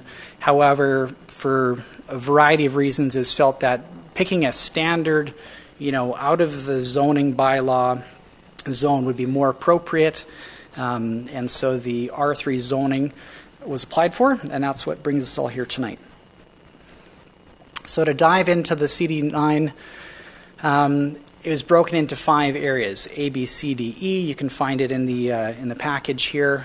Area A was multifamily. It's highlighted there in blue. It had a base density of 10 units per hectare. Now, bonusing would be available if certain amenity conditions were met.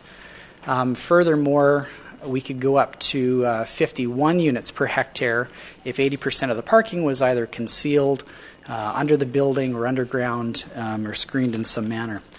Area B, which you see in blue there, was a single-family area within the CD9. It allows also a 10 unit per hectare base density. Again, if amenities were provided, you could jump up to that 19 per hectare. In the middle of the site, we had a neighborhood commercial area, Area D. You can see there in blue. Now, this allowed for a 14-meter high building, or 4 stories.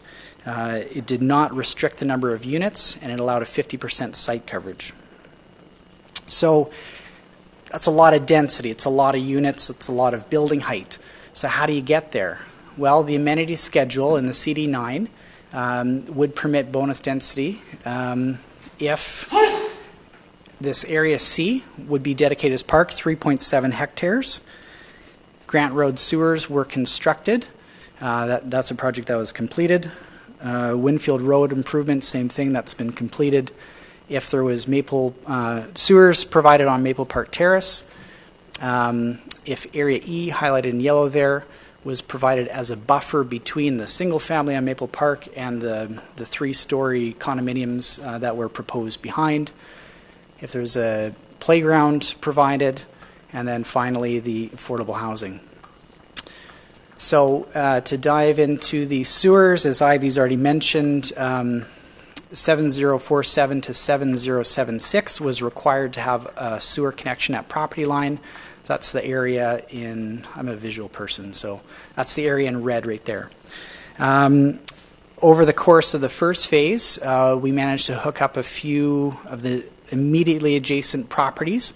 Through that process, we were looking at how we could help out some more neighbors. We were working with, I believe her name is Mary Zorko, and she's the second one in on the north side.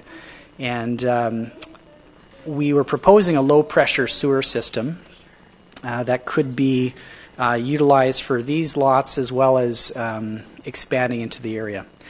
One of the challenges as engineers we face in coming into new areas is if there's no master plan for, say, sewer, drainage, water, road network, we have to kind of start from scratch. So we prepared a design brief to look at how we could service this area, as well as looking at the district's interest to see, could that system then be expanded. So a report was done, and that's a little figure from our May 8th report. It was submitted to Mr. Howitt and the engineering team there, and basically looked at a low-pressure system could be installed to service the subject area, as well as extended up Furwood should the district so choose in the future. So we wanted to do a little bit of homework there. It's noted that this area... Sorry, pardon me, Mr. Steingart. Yep. Our TV just clicked out again. It's kind of been going on and off, but like ours, we can't see anything. I put the TV to sleep. I'm sorry. Is there a way to turn this one? You need to stay where you are, Mr. Steingart. Through your Okay, worship, we're told that it's Wi-Fi interference, so if people could refrain from using their cell phones, it should resolve the problem. It's the Wi-Fi use is kicking out the TV? That one's back. Okay. I'm sorry. If anyone is tweeting at the moment, if you could just so we can get through the presentation. Thank you. Please continue. So I guess the vision here is that, in the same way that when the Grant Road sewer was constructed, the sewer was necessary for the original development. The services were deemed to be excessive for what the development needed, so they were counted as an amenity. So even though some of those properties were not in the SSA, a service was brought to property line so that the homeowner would have the option in the future to apply to enter the SSA and connect a sewer as needed. So I would expect the same process here. The neighbors who have connected have gone through the formal process of entering the SSA and getting the required permits to do the on-site work. So that sort of summarizes the amenities as originally proposed. Ivy touched on this, and I just want to reiterate it. The amenities are not required if the base density is not exceeded. And that was one of the fundamental problems with the CD9 zone, is that there's no scale. It wasn't, if you go over a little bit, then you give us an amenity. If you go a bit more, you give us another amenity. It created this all or nothing scenario, which made it very difficult for the new owners to plan for, because, if they're not doing condominiums, you really don't get to that to that level. So in the last public hearing, there were some comments about, the developers trying to back away from some obligations, and I guess to provide clarity, if the original site was 20.2 hectares, Area C represented approximately 3.7 hectares, you're down to 16.5. The base density of 10 units per hectare is 165 units. So we're well below that. If that threshold did not get breached, then theoretically none of those amenities would be required, which I think would be a loss to the community, and the developer understands that. So that's part of what we're trying to do tonight. So why change the zoning? CD9 sounds great, doesn't it? Well, again, I've touched on market demands. You've seen some of the complexities and the difficulty in trying to decipher, and that's not just for me. That's for, the ownership team, the project manager, it's SUC staff as well. Looking at sort of that 50,000-foot view, the high density probably doesn't fit well into the neighborhood. We've got kind of a very nice neighborhood of established, primarily single-family homes in Maple Park Terrace and Brailsford. So, it would be a bit of a stark juxtaposition to have this high density kind of in an isolated area. So, trying to bring that scale so that it's a better blend with the neighborhood. Talked about CD9 being complicated to administer. Again, it was sort of a collective process with staff to say, look, let's find something that works, and then R3 was selected. So I've done a side-by-side here. I'm sorry that the angles are a little bit off. The new layout, I'll just kind of draw a few highlights here. There's quite a bit more parkland, and one of the Area A's went down the hill, and so we're pulling back on some of that, and the road network generally kind of goes to all the same places.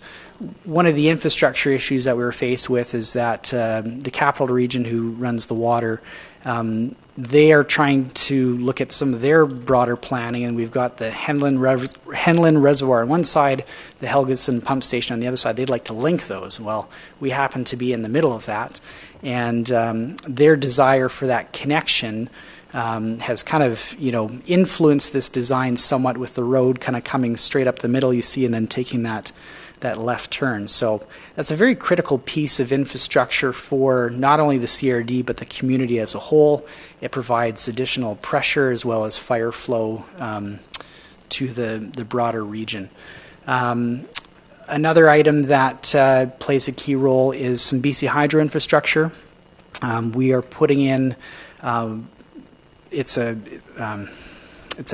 duct bank for a feeder cable. It's may not mean much to many people in the room, but basically that's sort of the backbone that our communities are built upon. The feeders, it's a sort of a higher level than the three-phase even. Many of us are familiar with sort of single-phase power, three-phase power. Well, the feeder, that distributes to the three-phase. And so we are provisioning with this conduit through the site so that someday if Souk needs more power in another area, BC Hydro's got the conduit in underground. They can pull the cable, and they can balance out their own system. So our north-south connection also plays a key role in some of the broader infrastructure for the community. I want to touch on something else. Blasting is sort of the top of mind for everybody. When we come away from the multifamily sites, we're able to step our properties a little bit more. So rather than having a big wide condominium building, trying to step up a mountainside versus smaller lots that can incrementally climb. So our blasting with a single family type of configuration, our blasting is reduced probably by half. And so the impact to the neighborhood, I think, is lessened, not only with the reduction in blasting, but the reduction in time.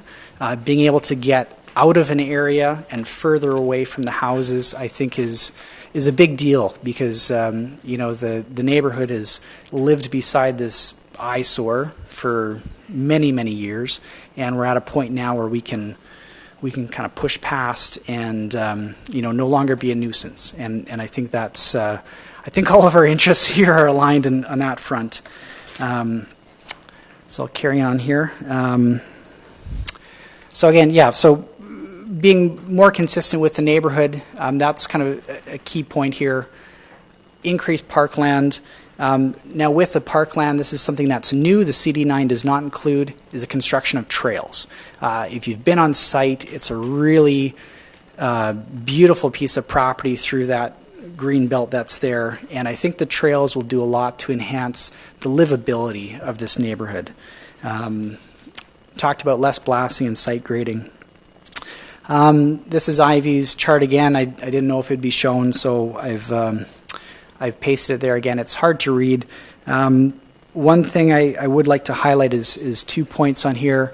With the minimum lot size, in our discussion with staff, the R3 does allow for a 350 square meter lot. It wasn't the intention to do lots that small, but it's believed that it provides a bit more variety. So there would be a covenant that would restrict only 20 of the smaller lots. Now, if this council sees fit, I mean, we could add more, maybe 25 or 30 or some number that's pleasing to this council, but that could be an area where we could get a little bit more diversity of housing. So I just want to present that to you. On the affordable housing front, the nice thing about the cash contribution is that it's guaranteed. It happens phase by phase as the properties are developed. It's not based on any trigger, so you know it's there, it's a guaranteed thing. There's a very big number in the CD9, 345,000, but that doesn't mean anything unless that bonusing is triggered. So, I think it's a step in the right direction. Affordable housing is something that every community is facing now, and if somebody can figure it out, I'd love to hear the answer. But I just wanted to highlight that. So with respect to the amenities, again, this table sort of shows a comparison between CD9 and R3.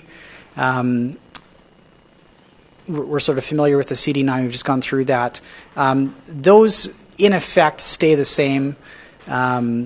With the Area E buffer, we don't really need to buffer single family versus single family. It is largely maintained, but there's no three-story condo looking down on somebody's backyard. The new amenities, which I think will be really key to this neighborhood, is the trails in the park, having the 2 trailheads with the signage, the waste receptacles, the parking. That's big, right? The developer has also made a commitment to maintain the parks for 5 years. So after the playground's installed, there'll be a 5-year period where, if there's anything that needs to happen, they're going to be there helping maintain that. The trails, we provided this figure, I believe it's in the package, kind of highlights where these trails are. I'd say probably about half of the areas are old logging skidder trails, which just need to be lightly cleared to facilitate movements. Where you get kind of the squiggly bits is us trying to get from A to B on the elevation. So that's where they are proposed. One of the comments that was in the last public hearing was access. There is a property at the end of Furwood. It's a duplex, I believe, and people walk on their property to get into the subject property. The intention would be to build a trail completely within Furwood Park, which is an existing municipal park. That other area could be closed, so there would be no trespassing. I walked the site with a biologist 2 weeks ago. We flagged it. We're in the process of surveying it, and we'll be presenting staff with a plan to show this is where the new trail would be. So trespassing, we're not wanting to go there whatsoever. I'd like to touch on the tax benefit.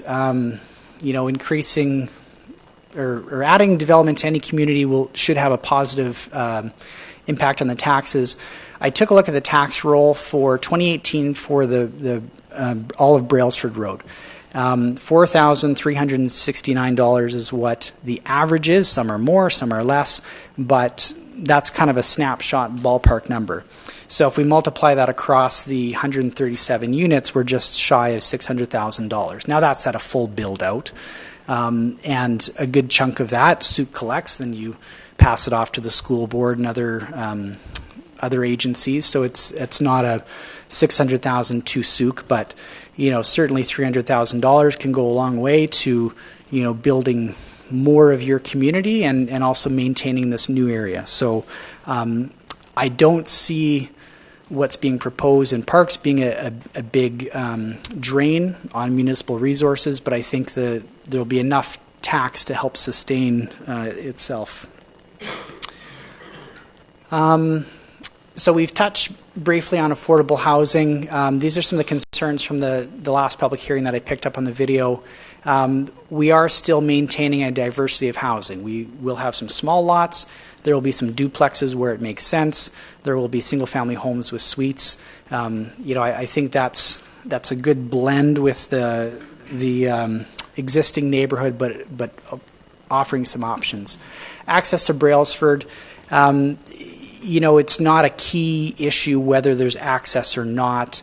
The developer's happy to install bollards or some other, equivalent gate or what have you if deemed necessary. I think that's probably an item that we'll have to maybe visit with staff in the future in consultation with the fire chief and other emergency services. So either way, we're happy either way. Removal of the commercial zone. Planning processes tell you that you should have little commercial nodes throughout a community. However, by taking away the high density residential, you take away a lot of your client base or your customers. So, the two kind of go hand in hand, and it would have been nice to keep it, but we don't feel there's a good business case for it. Now in the future, if somebody buys a lot and wants to run a daycare, then certainly they could come in and spot zone their property, and that would be for council consideration. But we didn't feel there's a strong business case to have an isolated commercial zone with what's being proposed. Concern for parking, I think Ivy addressed that. Because we are going with a little bit bigger lots, they'll have a wider frontage, which means we can have more on-street parking, more off-street parking. I understand if a person is coming in for a building permit with a suite, they have to demonstrate they've got an additional space on private property. Inclusion of laneways, this was brought up. Laneways are kind of a tricky one because, yes, they can have the ability of cleaning up a road, but it doubles your road infrastructure. And I think in a community like this who's very conscious about what your costs are, I don't think it's a smart move. As a father of 3 young children, I wouldn't want to live on a laneway. I currently don't live on a laneway, and I would not be comfortable having that extra access point when, kids could kind of, chase a ball, or if there's a predator or someone out there. It's just, this is kind of the day and age we live in. Concern about previous commitments, I think I touched on that. Concern over parks and the cost to maintain that, I've touched on that as well. Access to the proposed parks and trails. Ivy went over this as well. I just took a few snapshots from the June 11th discussion that happened. This is Brailsford sewer connection. I think that was Maple Park. So there is a commitment still, and we would ask that gets added into the recommendation where, Section 219 covenant would be registered to secure the same addresses to be connected to sewer. We've talked about the bollards. We've talked about affordable housing. Again, the comparison, I think, it's a more stable, guaranteed type of commitment with $1,000 a lot. Playground equipment we've talked about, as well as parking. This is just the rest of that slide talking about process. I wasn't sure if it was going to be mentioned. So the construction activities. I show this just because it illustrates where all the players are and who's connected to whom. So we've got the owner. The project manager in this case is Ivy Developments, civil engineer, which is Westbrook. So we will liaise with the District of Sauk. We'll also liaise with the contractor. The contractor will hire subcontractors for blasting, paving, curbing, landscaping. So that's kind of the chain of command. So when people have an issue, we've been trying to direct them to the contractor because those are the boots on the ground. Those are the people who can help and address the situation. So it took a little while to kind of come up through staff and kind of move across that table. What I will say about the dust that's happened is it's unfortunate, and we're very sorry that this has occurred in our backyard. I don't think it was anybody's intent to create a nuisance for the community. The contractor has responded through changing their practices, adding water, and what have you. And the owners actually responded to help clean people's houses if there's power washing or anything like that needed.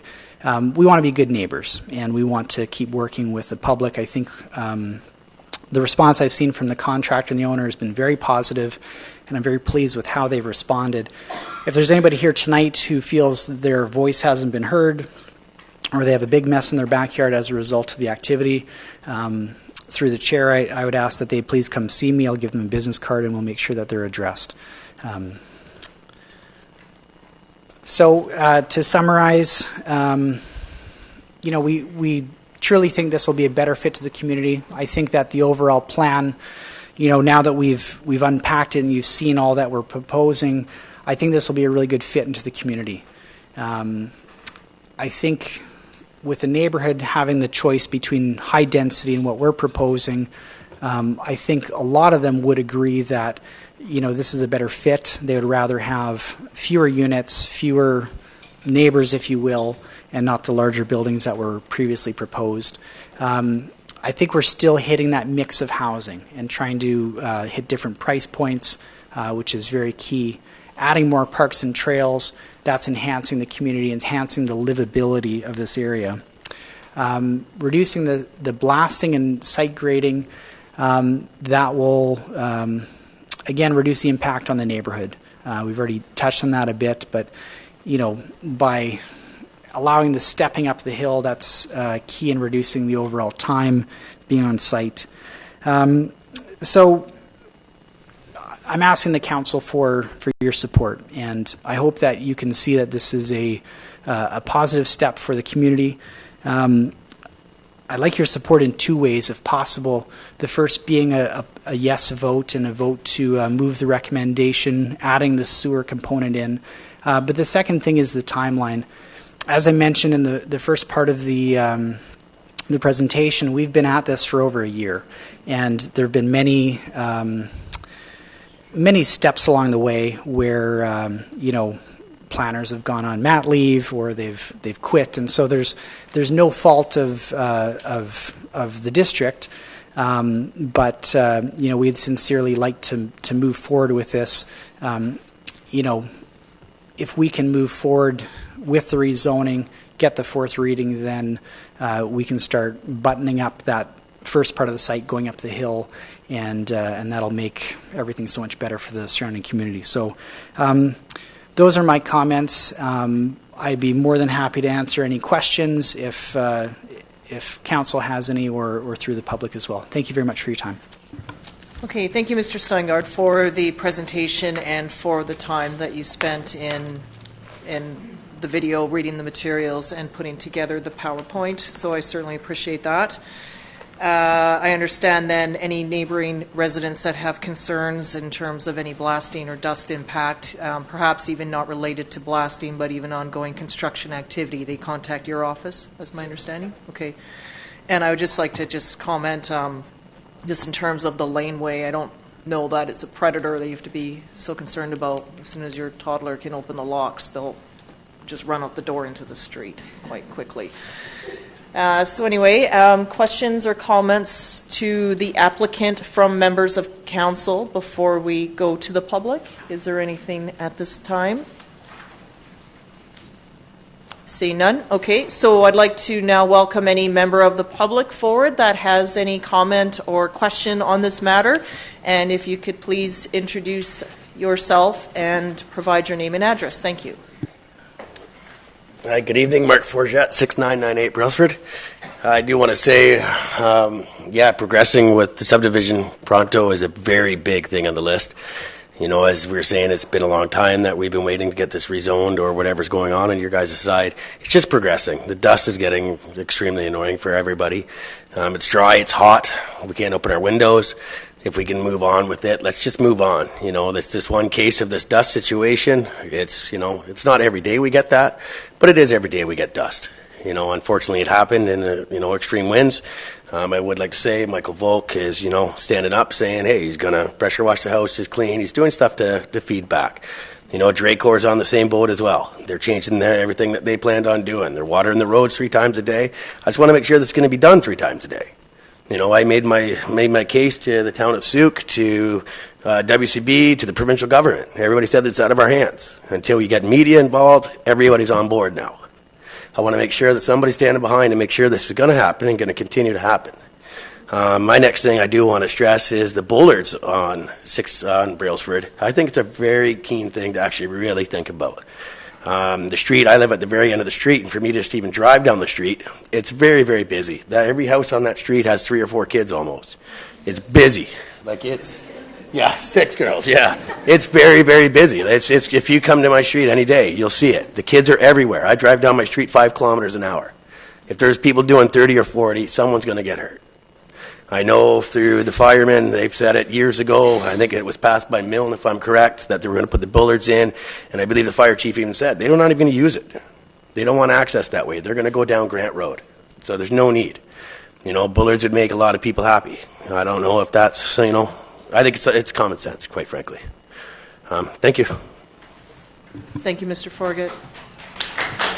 Okay, can we minimize the clapping, please? I just don't want to create an environment that might dissuade someone from speaking.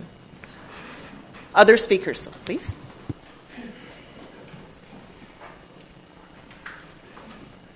Thank you. Charlotte Mills, 6990 Brailsford. I'm a neighbor of Mark. I do want to say thank you for the attempt to keep the dust down, but today there was a blast and there was more dust. It wasn't watered down. My husband has a video of it.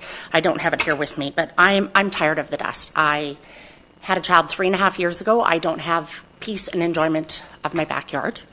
I have a pool that she gets to play in that looks like this. That's from the last blast. So I'm frustrated.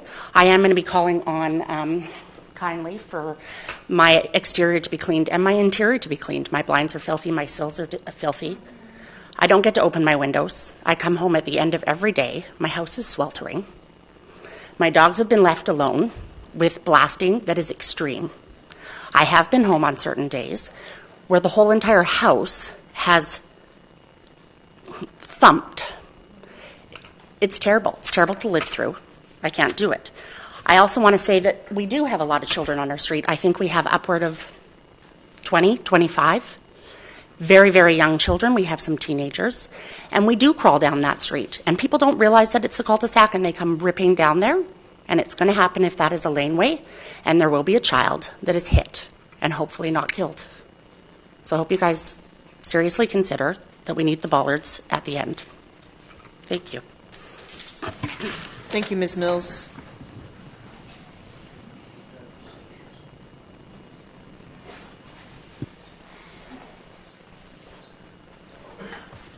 My name is Chris Bryant. I'm on Mountain Heights. Thank you very much, Council, Mayor, and staff for entertaining this discussion tonight. To my neighbors and people in my community who've been through blasting, where I am up on the edge. Sir, can you direct your comments to me, please? Yes. Thank you. I would like to reassure our neighbors, my neighbors, who are presently going through some problems with blasting, that a few years ago, my neighborhood was there, and I have all the confidence in the world that the folks who are doing this are going to make right on it. It's not fun, but as my grandma said, this too shall pass. I think the really important point that's been brought up tonight at this meeting, and it's so pivotal, it's traffic egress from this development. I was hoping for an information package that would have come out with corrections to omissions from the previous Watt Consulting report. There are intersections that are omitted from the report, even though roads identified as access points that were identified and will have intersections, and I specifically talk about Mountain Heights and Foreman Heights. And to the neighbors on Brailsford, please thank your lucky stars that you've got a sidewalk. We've got on Foreman Heights, we've got 2 special needs adults with a road that, as far as I can see, if memory serves me right, Foreman Heights, the design of that road, if it were to be presented today, would probably not be permitted. It's thin, it's got ditches on both sides in some situations, and cars parked on both sides. And between this meeting and the May 28th meeting, having driven that every day to work and back, as scary as it is, I've seen kids cut off at the bottom of that hill where there's an unofficial bus stop and no place for those kids to stand. And commercial vehicles that are servicing the area have to literally stop and back up again to avoid hitting those kids. So it's all about the traffic studies. And that includes understanding and knowing what type of homes are going to be developed. Are they going to be duplexes? Are they going to be suited? And if they're going to be suited, you know and I know they're going to have anywhere from 4 to 6 cars in each lot. So do your math, ask the consulting group to come back and give you better numbers, because as I read through this, and please believe me, this is bedtime reading, these numbers don't add up, in my opinion. And if you think there are only going to be 136 vehicle units through this at peak hours, let's do the math again. Okay? Thank you ever so much. Thank you, Dr. Bryant. Other speakers?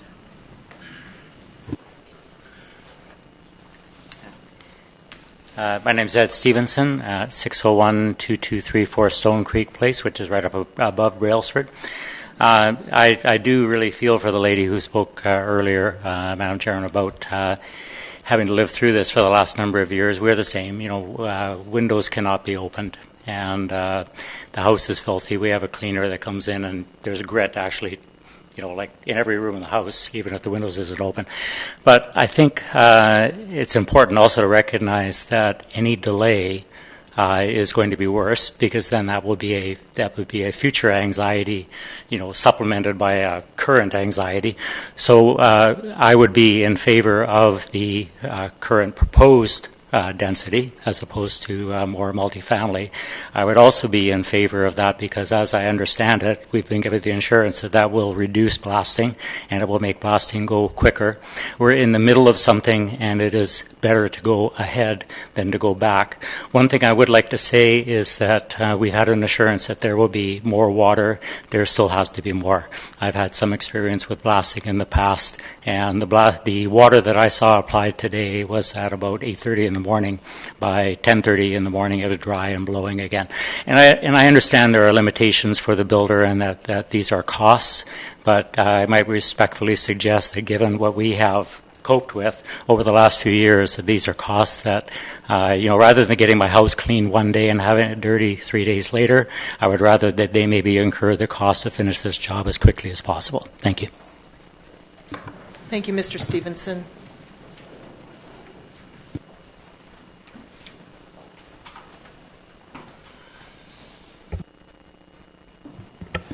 I'm Kevin MacArthur. I'm on Riverstone Drive. I'm going to speak a little differently than the previous people. I want to talk about the 311 units that will be lost from the existing zoning and what the impact, the cost of the new neighborhood that's going to be created. If we assume that there'll be 3 people on average in every one of those 311 units, we're talking 900 people plus lost from this community if this zoning is downzoned. That's a lot of people who don't get to come here and speak tonight, who don't get to, advocate for their families to be able to live in the capital region.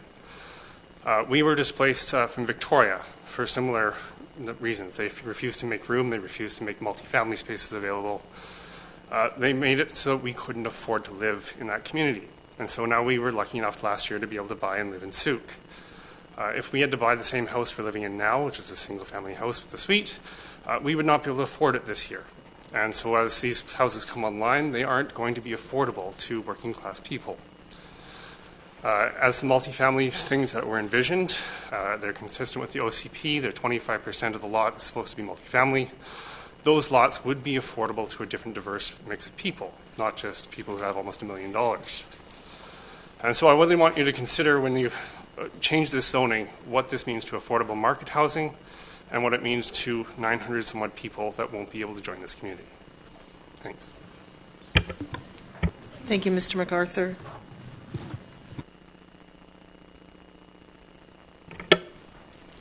Hello, Your Worship, Council. My name is Janine, 698 Brailsford. I can respect Mr. MacArthur's viewpoint on loss of additional housing. However, I don't necessarily think this is the right place for it. There's a lot of different development that's going to be happening. A lot of land's being sold downtown Souk in different areas. So maybe just looking at those regions might be a good opportunity. This area, not so much. I live at the very end of Brailsford Place. The bollard's probably the best idea for us right now. I have a 3-year-old, or he's 4, and runs out in the street. Bollards, I would appreciate they never be removed. Only for emergency cases only, not even if Beaton gets fixed up and everything like that. That would be really helpful. Brailsford Place, in my research, is considered a dead end. I'm not necessarily, a place is considered a dead end as a designation. I'm not necessarily too sure. You guys can correct me if I'm wrong. Does that mean that council's going to redesignate that place again? Or we're going to go through another commitment ceremony, another veteran ceremony? Something like that. I just want to take that into consideration. How do you look at that? Also, the street width in that area is just not conducive for a bypass. There's just no possible way that you can have a street parking as well as 2 vehicles passing on that street. There's no possible way. The green space for the zoning, if it's a possibility to see what that park's going to look like, that would be really lovely. You know, I think that that's a great movement for us, and thank you so much for putting that in the engineering plans. We really appreciate that. We hope it's more than a swamp than the first phase got. But other than that, affordable housing, yes, I do agree. I think that people are getting displaced, and having some affordable housing is very important. And thank you so much for taking care of the dust, and all the blasting, and taking that into consideration. So, and yeah, moving this along would be great at the current zoning rate, but just the Bollards, Brailsford Place should be a place and a dead end zone component. Thank you so much. Thank you, Ms. Janine.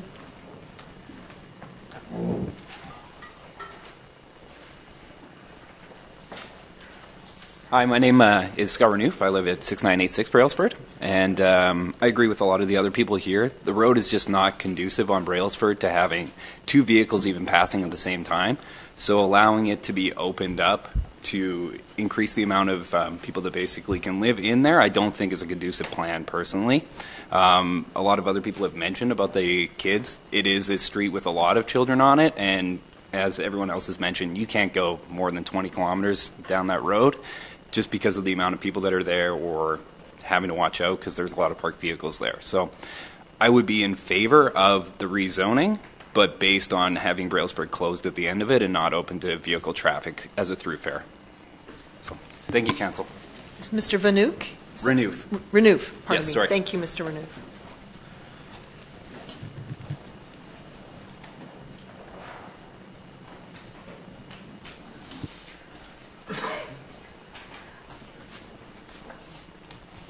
Good evening. Alan Barr, 6982 Brailsford Place.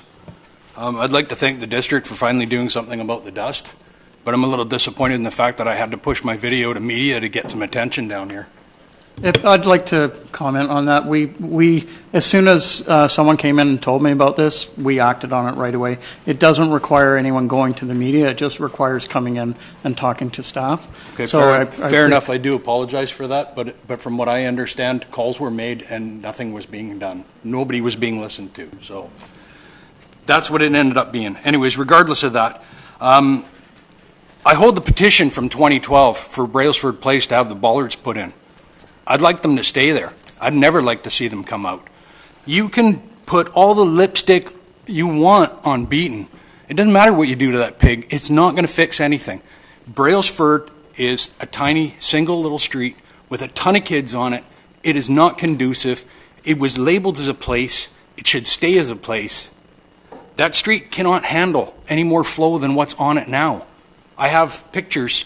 You park one car on either side of that road, you're only getting one car up and down that road. And the kids that are on that street, if you don't pay attention, you're killing somebody.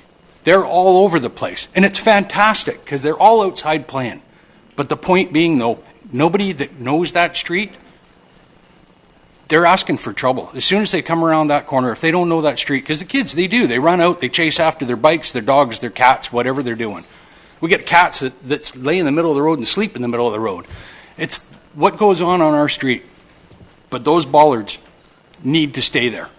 It doesn't matter what you do to Beaton. Beaton is not going to change what Brailsford is. They've got to stay there. And as far as the rezoning is concerned, let's move forward. Let's get this done. Let's decrease the site preparation. Let's decrease the blasting. Let's decrease the density. And let's get this damn job finished. We're sick and tired of it. It's been going on far too long at the end of our road.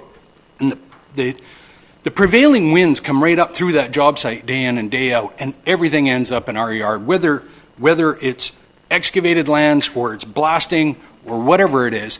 all of the dirt coming out of that site is ending up in our yards constantly. So the sooner they build houses and the sooner they put some grass down and the sooner they knock the dirt down, then the sooner the rest of us will be a hell of a lot happier. Thank you. Thank you, Mr. Barr.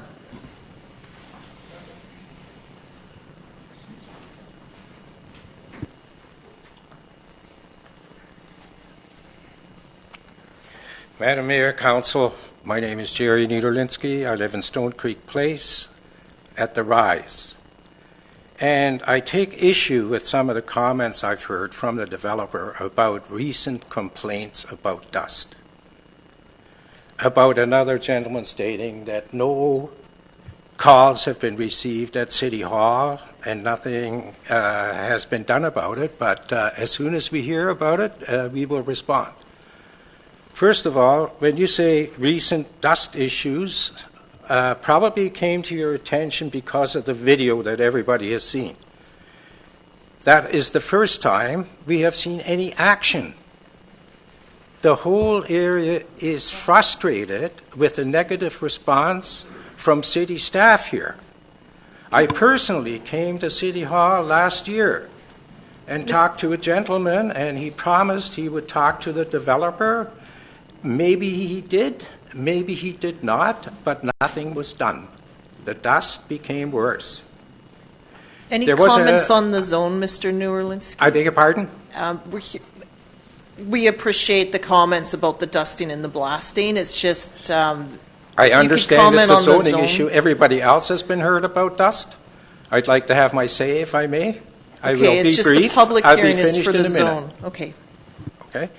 As far as not knowing about the dust issue, there was an article published last year in the Souk News. You need to direct your comments to me, please. And so anybody who reads the Souk News would have known about the dust a year and a half ago. There's been constant complaints. As far as I'm concerned, we have just finished at the Rise a painting project that cost us close to $60,000. That was finished 2 weeks ago. It is now layers of dust on railings that are covered by a glass roof. And the glass is dirty. We can't clean our windows. We hear promises, but nothing's happening.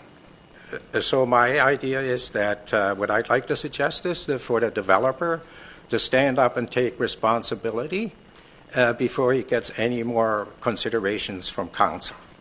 And I would like to see city staff to be more responsive to citizens' complaints. Thank you. Thank you, Mr. Newerlinski.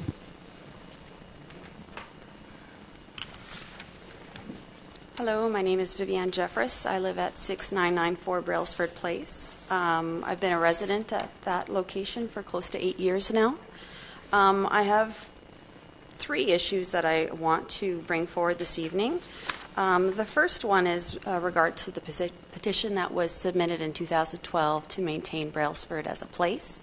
I've done some research on that, and according to the highway naming policy, number 11.7, changing that roadway from a place, which is section 7.E of the policy states that, 7.F of the policy states that a quarter place is for a cul-de-sac.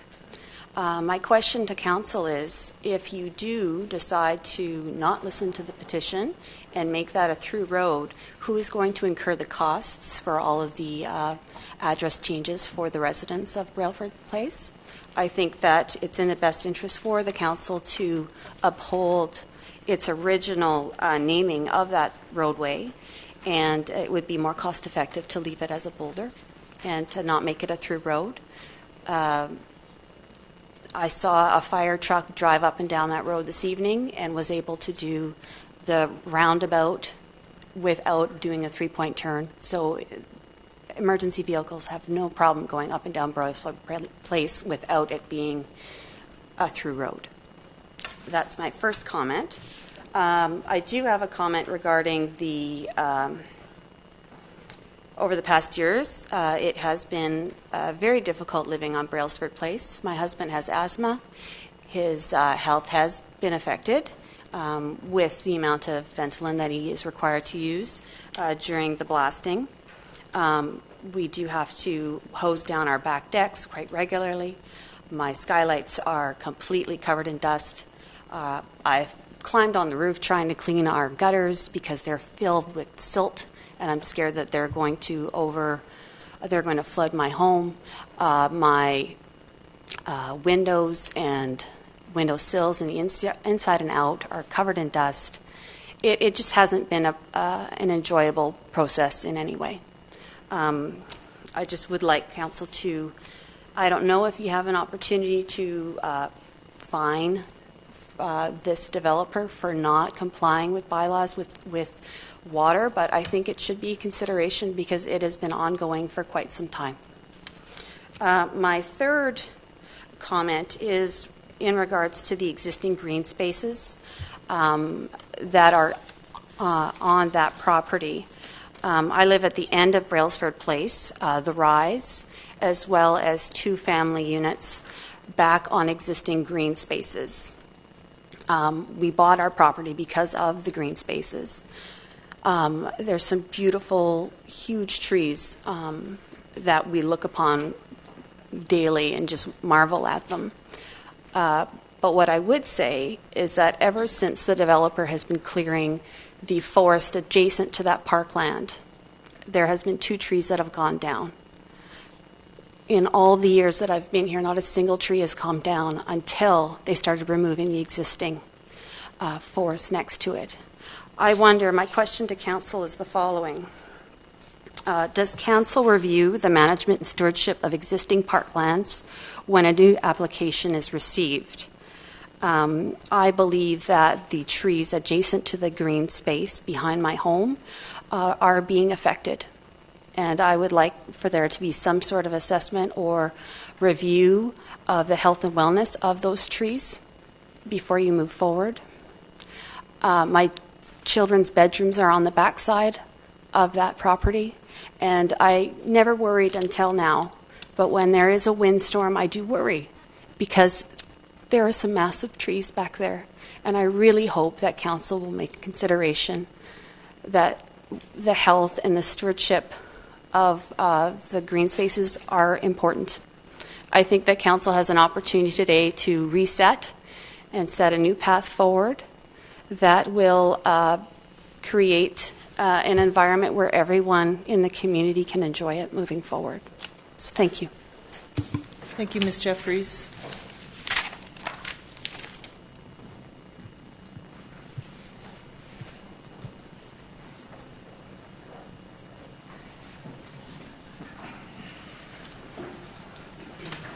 It's Jeff Bateman, 7083 Briarwood, which is in Whiffenspit. We don't have any blasting there except from Suit Point, which we hear, and we do hear the blasting up the hill, but we don't get any dust down at Whiffenspit. I'd like to thank Mr. Steingard for that context and history. I'd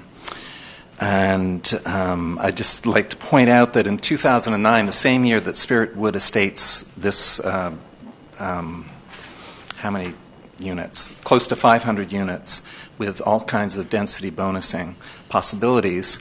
That was the same year that we passed our town center plan, which calls for the application of SUC smart growth principles that puts our density into our town core.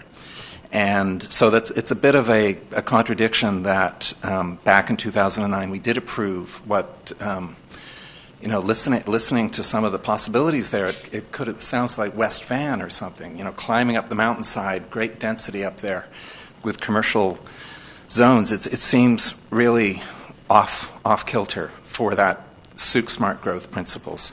And I could quote chapter and verse here out of the OCP, 3.2.5. The district suit wishes to utilize infrastructure more efficiently and have land use planning decisions based upon pollution reduction, decreased automobile use, and environmental sustainability, resulting in an increased quality of life for residents. So, as Mr. Steingard has stated very clearly, this development needs to go ahead and get done.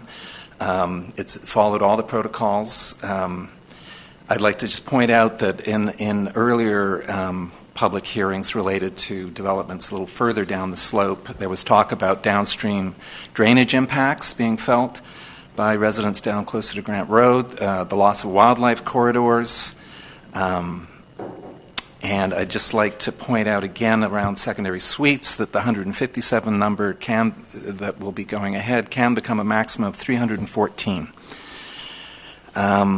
So I think, like our previous speaker was saying, this is a good opportunity for council to note and learn some lessons from this particular development and really get its focus back to Sauk smart growth principles and a dense town center. Thank you. Thank you, Mr. Bateman.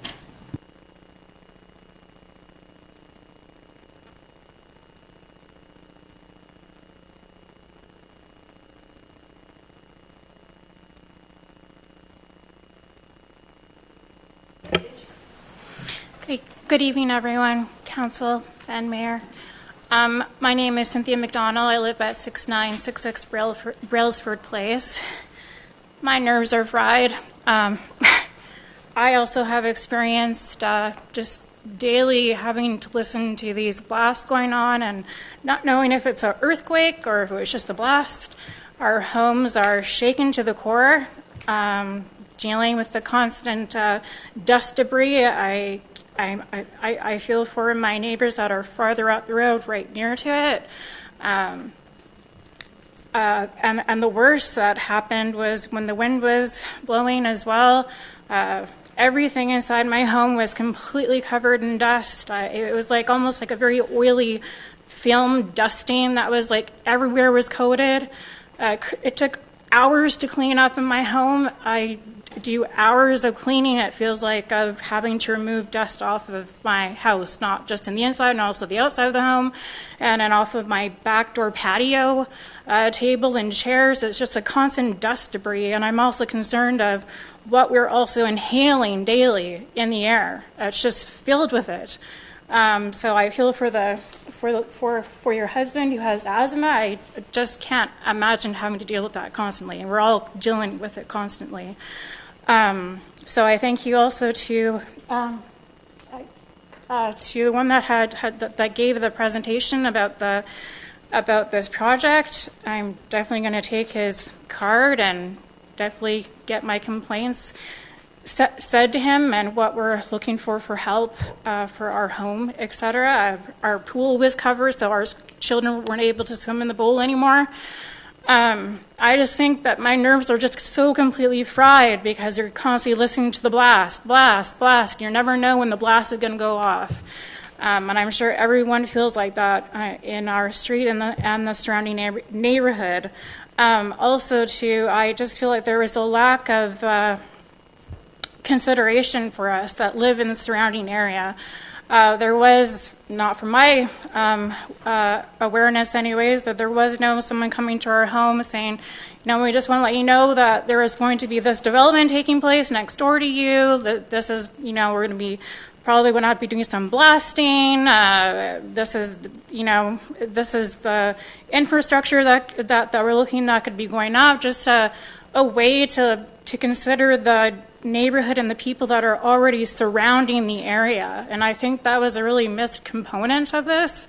And I really, really want to suggest highly for other developments coming into town that want to provide ways and means for further developing Sauk in many different great ways, that there should be a consideration right at the get-go, like, who is around us? Like, who are the existing neighborhoods and the people that are living here? What do we need to take into consideration for those that are living around us for going forward with this development? And also, I strongly echo that the bollards need to be at the very top of the road. I have 2 young children, and they have great fun playing out on the road, playing on their bikes, running around, walking around. So over 21 children, and I can't imagine what it would be a quick, simple error of someone coming through that road if that road was to be opened one day, and it would be tragic. So I really echo on those bollards being put in place and being kept in place as well. And that's all I have. Thank you. Thank you for listening. Thank you, Ms. McDonald. I'm going to assume that someone picked up your son. He didn't run out the door. No, He was no, here. Okay, I didn't see him leave, and we were talking about children, so... He's in the car. figured you He's would in the know. car waiting.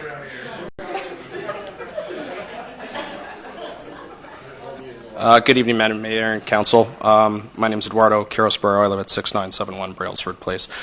I think we're kind of beating a dead horse here with my main concern is the traffic. The bollards, it's a no-brainer. We need that up there. It is a place. It is designated. The 2012 resolution or agreement that we had, I'd actually like to have this as like the terms that I've been hearing tonight as a covenant to leave that road as a place. It was named after a veteran. I'm a serving member. I'm a veteran myself. I take great pride in living on a street named after a veteran, and I think it would be an affront to his name to have that changed. The second point would be the traffic from the construction. It's bad enough with the traffic that we have on our road, but with the construction trucks, there was a complaint made. The developers, they stepped up. A lot of the big trucks aren't going through anymore, but we still see work trucks. As early as at 4 o'clock today, there was a truck, a work truck, a pickup truck. But in my interpretation of a work vehicle is when you have the name of your company plastered on the side of it, whether it's a pickup truck or a dump truck. Okay, that traffic has to stop. That was promised by the developer that they were going to take care of that, and we still see heavy traffic through there.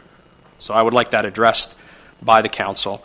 Again, I guess just to bring it home, we do support this resolution. We'd like to see this done, this rezoning, and we'd like this project completed as soon as possible with respect to the residents all around us. Not just Brailsford, folks in the Rise, everybody around who's being affected by it. I suffer from dust allergies and my health. I have to take allergy pills every day, and I can barely breathe through my nose now. So that's all. Thank you. Thank you very much, sir.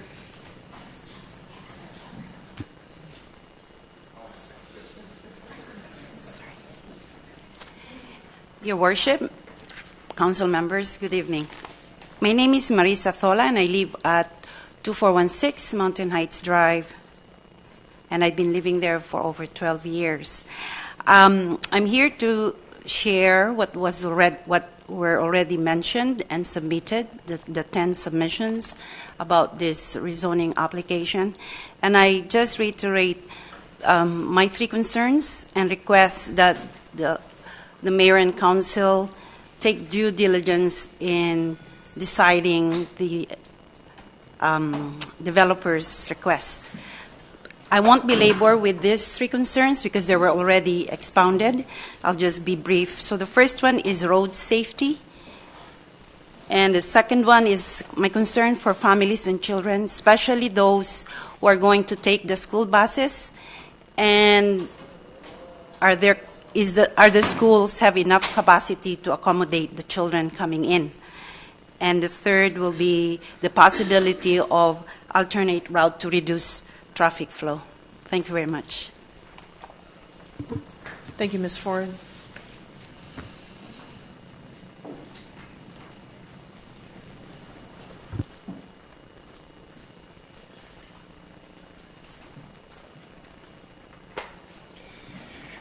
Good evening. My name is Martin Steve Couture, and I'm living at 7008 Maple Park Terrace.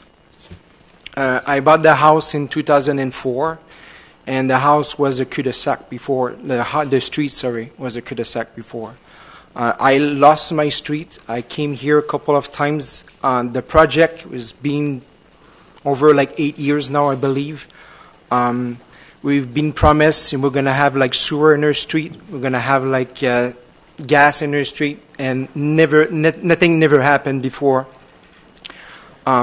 The only thing I would like to say, if you can put, the first slide at the beginning of the opening, if you can, yes. No, it was for the contractor. I just want to see the view. You were seeing the view at the beginning, the first slide. And the reason why I want you to see the first slide is this one here. I kind of, fight for that. It was the buffering zone. If you talk about the buffering zone, in the previous owner, I came here and I was trying to save that piece of land on top of the development area for our park, but not just a park, like a view park, like they have like in Esquimalt. In Esquimalt, they have a lot of, trails and stuff like that. They go through houses and stuff, but they always got the top. It's free for a park and a view park. I don't know if I have the correct term in English, but I'm hoping everybody understands what I'm trying to say. And this is exactly the view. So since 2004, I have been seeing that view walk all the way on top, and this is what I saw, and that's what I like to see. And right now, with the new development area, I'm not too sure what's going on, because I'm a sailor. Work for the Royal Canadian Navy. I'm being, posted on the ship for the past 2 years, so I didn't miss some stuff. So every time I come back home, we have a lot of change that's coming up. So I would like to know what's going on with the piece that was in yellow, and I would like to know if that's still safe for our park view there. That's the question that I have. And for the traffic, Winfield is the end of the street with Maple Park Terrace. And Mr. Barney, if you want to come, I can show him how busy and how full is park. People park everywhere. They have a nice sidewalk, and even on the sidewalk, people park their truck on the sidewalk on both sides. So we have a hard time to pass going down. So the traffic in my street has been non-stop all the time, because it's Maple Park. It used to be the only street to go to that field. Now Winfield is open, so we have a little bit break there, but I'm concerned about the traffic as well. Thank you very much. Thank you, Mr. Couture. There are other speakers this evening?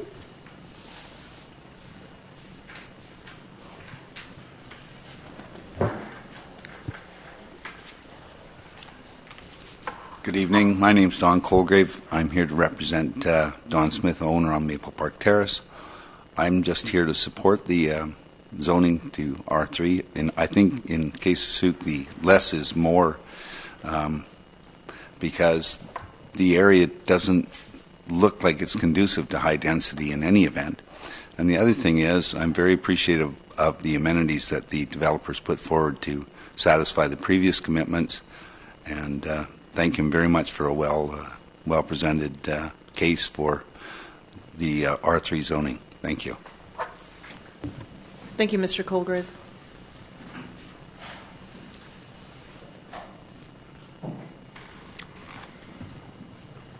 Any speakers for a second time?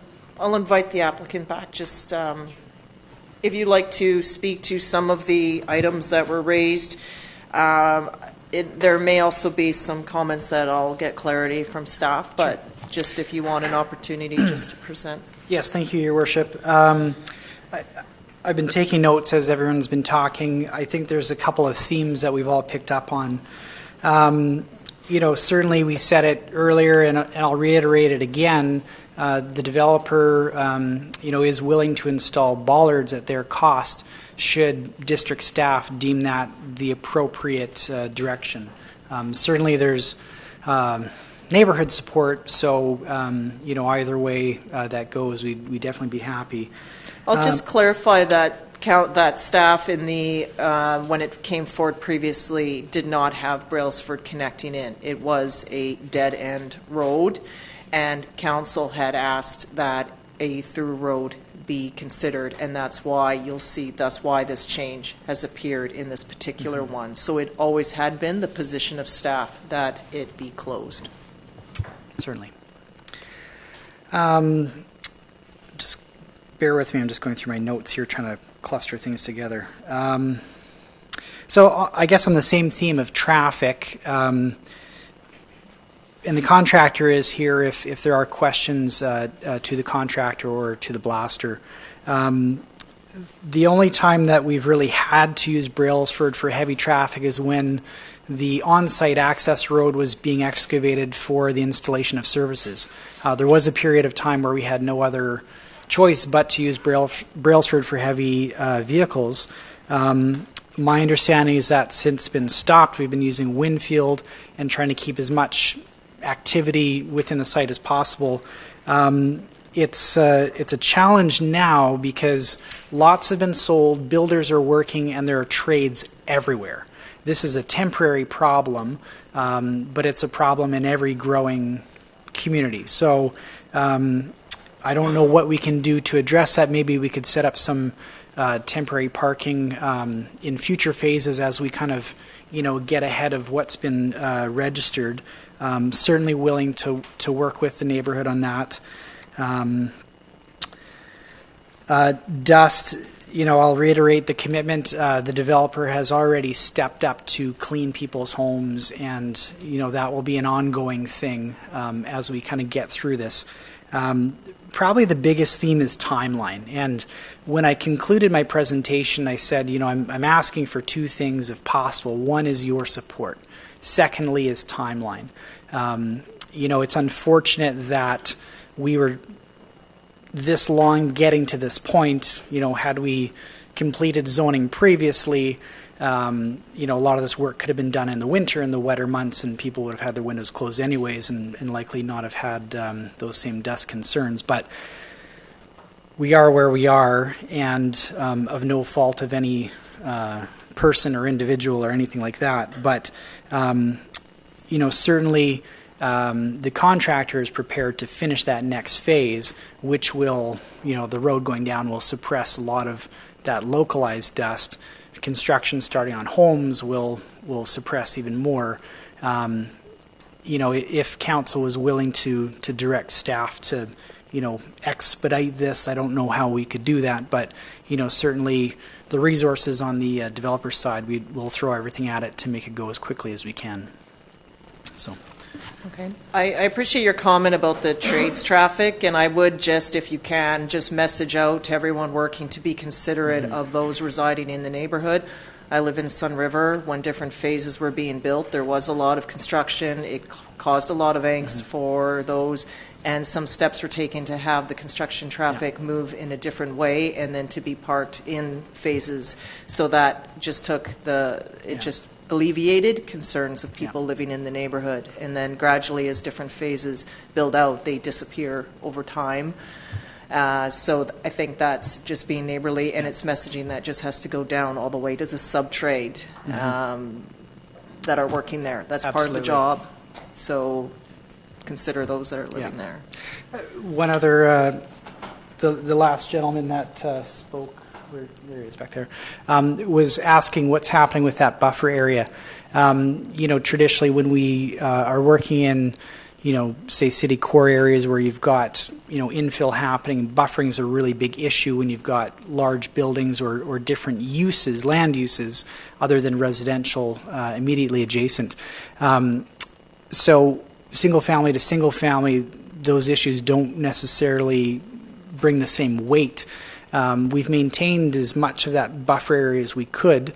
And what I'd like to point out is that above, through the chair, above the gentleman's home, that area that's shaded gray, sort of in the bottom right-hand corner, sorry I can't point to it, but that will be preserved in its natural state, and the intention is to put a sort of a rough nature trail through there so people, the public, can get up and enjoy that.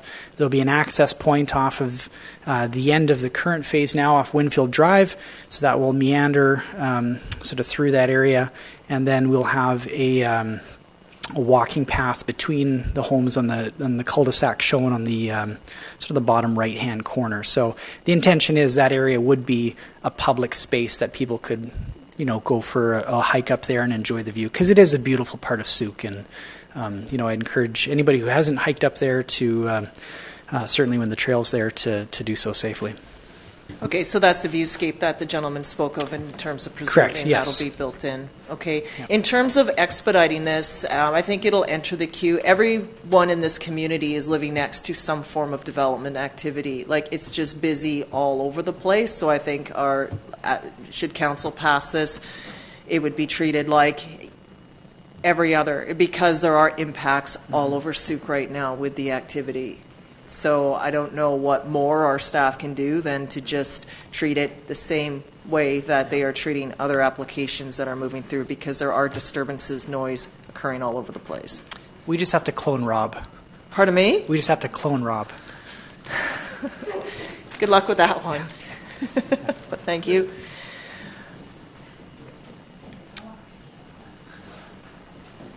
You have a question for me?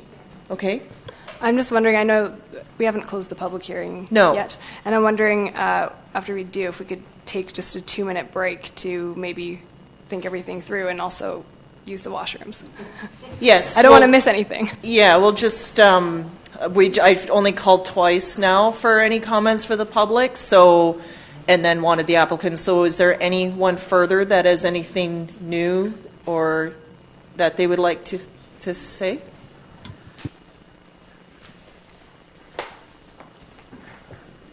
Alan Barr, 6982 Brailsford. I'd just like to comment on the previous comments regarding Brailsford was never intended to go through and it was always supposed to be a cul-de-sac. The purpose behind the 2012 petition was to keep the road closed.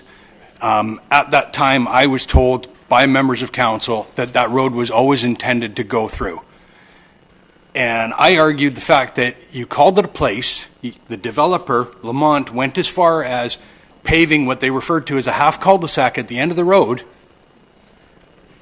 And I said, that's why I bought on that street. And they said, well, you should have come to the town hall and talked to us, and you would have known then that that road was always supposed to go through. So I found it very deceptive on Souk's behalf, because they had the developer put in a half a cul-de-sac, dress this road up like a dead end that they always intended to push through. That's why everybody on that street bought, because it's a cul-de-sac. And then to find out that, hey, what we paid good money for is all of a sudden now is a through road. It's not what we bought there for. That's why the petition exists. That's why we want the bollards. I mean, it is nice to suddenly hear there's a change of tune that road was never meant to go through. I only raised that because when this came forward in the last readings, it was bollarded. Staff had it bollarded, and it was not a through road, and they stated it was never meant to be a through road. And then council had asked that it be considered to be a through road. So that's why in this reading there's new material that is making that change. But I think it's excellent that Brailsford residents have stated this concern, so that council, who had directed staff to bring that as an option forward, are now.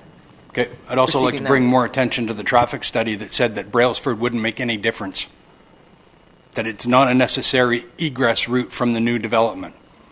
Right? And as far as the contractors are concerned, it was a couple of weeks ago we had a tire guy come up the road with a flatbed truck, 2 large tires on it, and they were actually going all the way up to the top to fix tires on a truck. But they were using Brailsford Place when they should have been going up off of Mountain Heights, because that's where the heavy equipment was parked.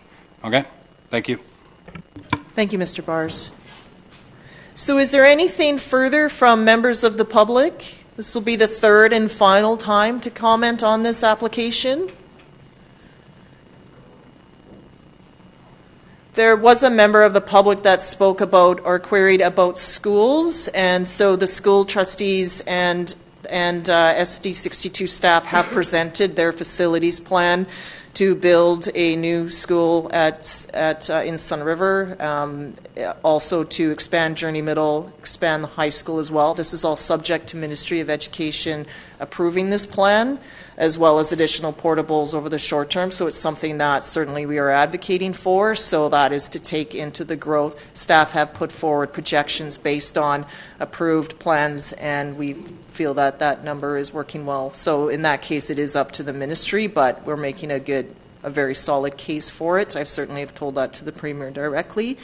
I would like staff just to comment just on the trees. There was concerns about from a resident that has existing district backs onto existing district parkland. So as as any new activity impacts that, how do we assess that, and how do we look at assessing and maintain our park, and what is done when there's wind damage and the like, as we heard? Your Honor, Worship, I'm sorry. As you know, the neighboring property, we don't have a bylaw that restricts tree removal. So when the neighboring property takes trees down, yes, it does create a wind problem. We have had a couple of trees blow down. I believe one was behind gentleman Mark Forchette's property. And once we're notified, we go in there and we have it removed. If we are notified that somebody considers a tree to be dangerous, we will have it assessed and deal with it at the time. We try to get out to the parks as much as we can. Our crew's out there walking the parks, having a look, seeing what they see. And if they see something that they think is suspect, we will have it reviewed by an arborist to see if it needs to come down. But if anybody sees something that they feel is a danger, please call us and we will come out and have a look at it. Okay, so for neighbors that have stated the impact, then just to contact yourself or Parks, head of Parks? They can, Your Worship, they can contact myself or Laura Hooper in the office, and somebody will come out and look at it. Okay, thank you, Mr. Howitt. So I've just called for one final time. I'm not sure if I've done that yet. Okay. This is. I'm really nervous and upset. You'll need to turn on the microphone. Hey, my last name's Forget. I'm allowed to do stuff, all right? I just really got to push. You know, it's like you're saying, everyone's in a neighborhood that's development's going on. I agree. I'm a builder myself. There's nothing like the development we're in. All right, I build in Langford, I build in Souk, I build in Sydney, I build in Victoria. Nothing like this subdivision. So if there is something council can do to get a push on, and maybe we can get this thing evolving a little bit quicker, it means a big difference. It's not like this is a normal subdivision by any means.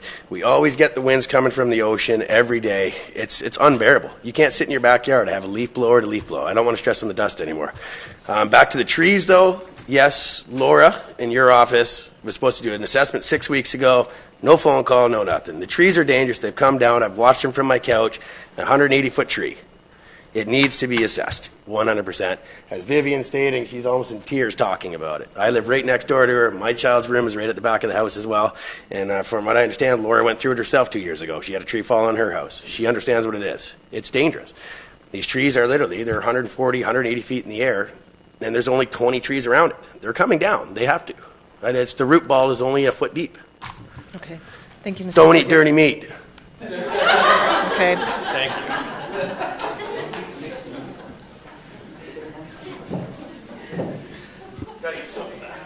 Councillor Parkinson.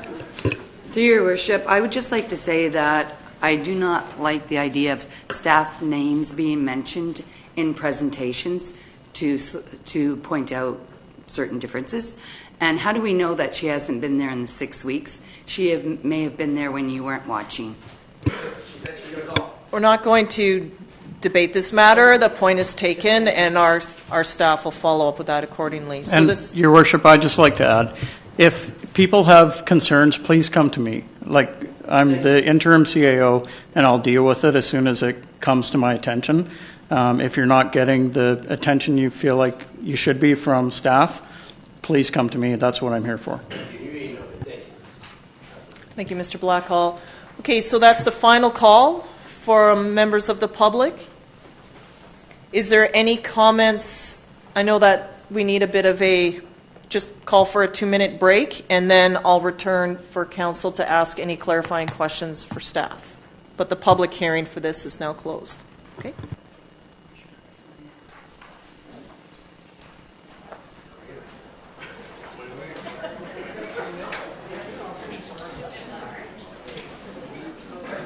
Good luck, man. Thank you. Good help. Yep, appreciate it. Do you want a card? Or? I got yours. I got your number. Okay. You're on a quick dial. Perfect.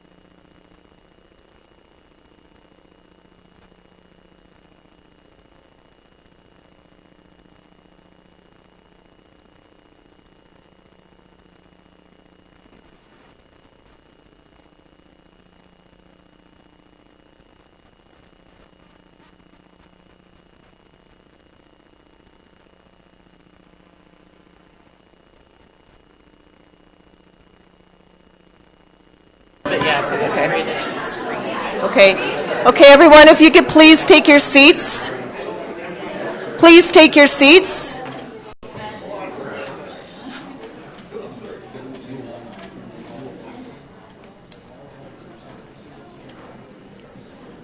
Okay, thank you. So does council have any questions about, through to staff, or about this particular application? We're hearing that the bollards must remain on Brailsford and that they have to remain intact. So I think that's in somewhere in the materials that needs to be set in stone and confirmed. That's my perspective. It's open to council to discuss that. Councillor Loggins. Thank you for the break. I have a lot of comments, so please bear with me. I don't usually talk this much. The overarching theme, aside from the bollards, I think everyone can agree that the bollards will be there, and that's fine. But what I'm hearing is that no one is saying they don't want the development to go through, and that was my biggest concern coming here tonight. I was just thinking all week, like, is it going through? Is it not going through? Are we going to be left with a scar on the mountain? So it's good to hear that everyone seems to want it to continue with a few standards in place. It's also good to hear that the lower density fits with this area. That's something that I always thought. When this first came to council for the CD9 zone, that was a big concern, especially with the traffic. While I do agree that it is a big challenge to create opportunities for housing for people in middle class and upper middle class that are being pushed out of their communities. One suggestion that I have regarding the air quality, because that is a huge concern. It's a safety concern. It ruins the area that you live in. And I don't know exactly what the process is for this, but please report that to VIHA and see if there's something that could be tested, or at least there's a complaint log. I don't know if that's already been done or not, but I would suggest taking that route if that's possible. One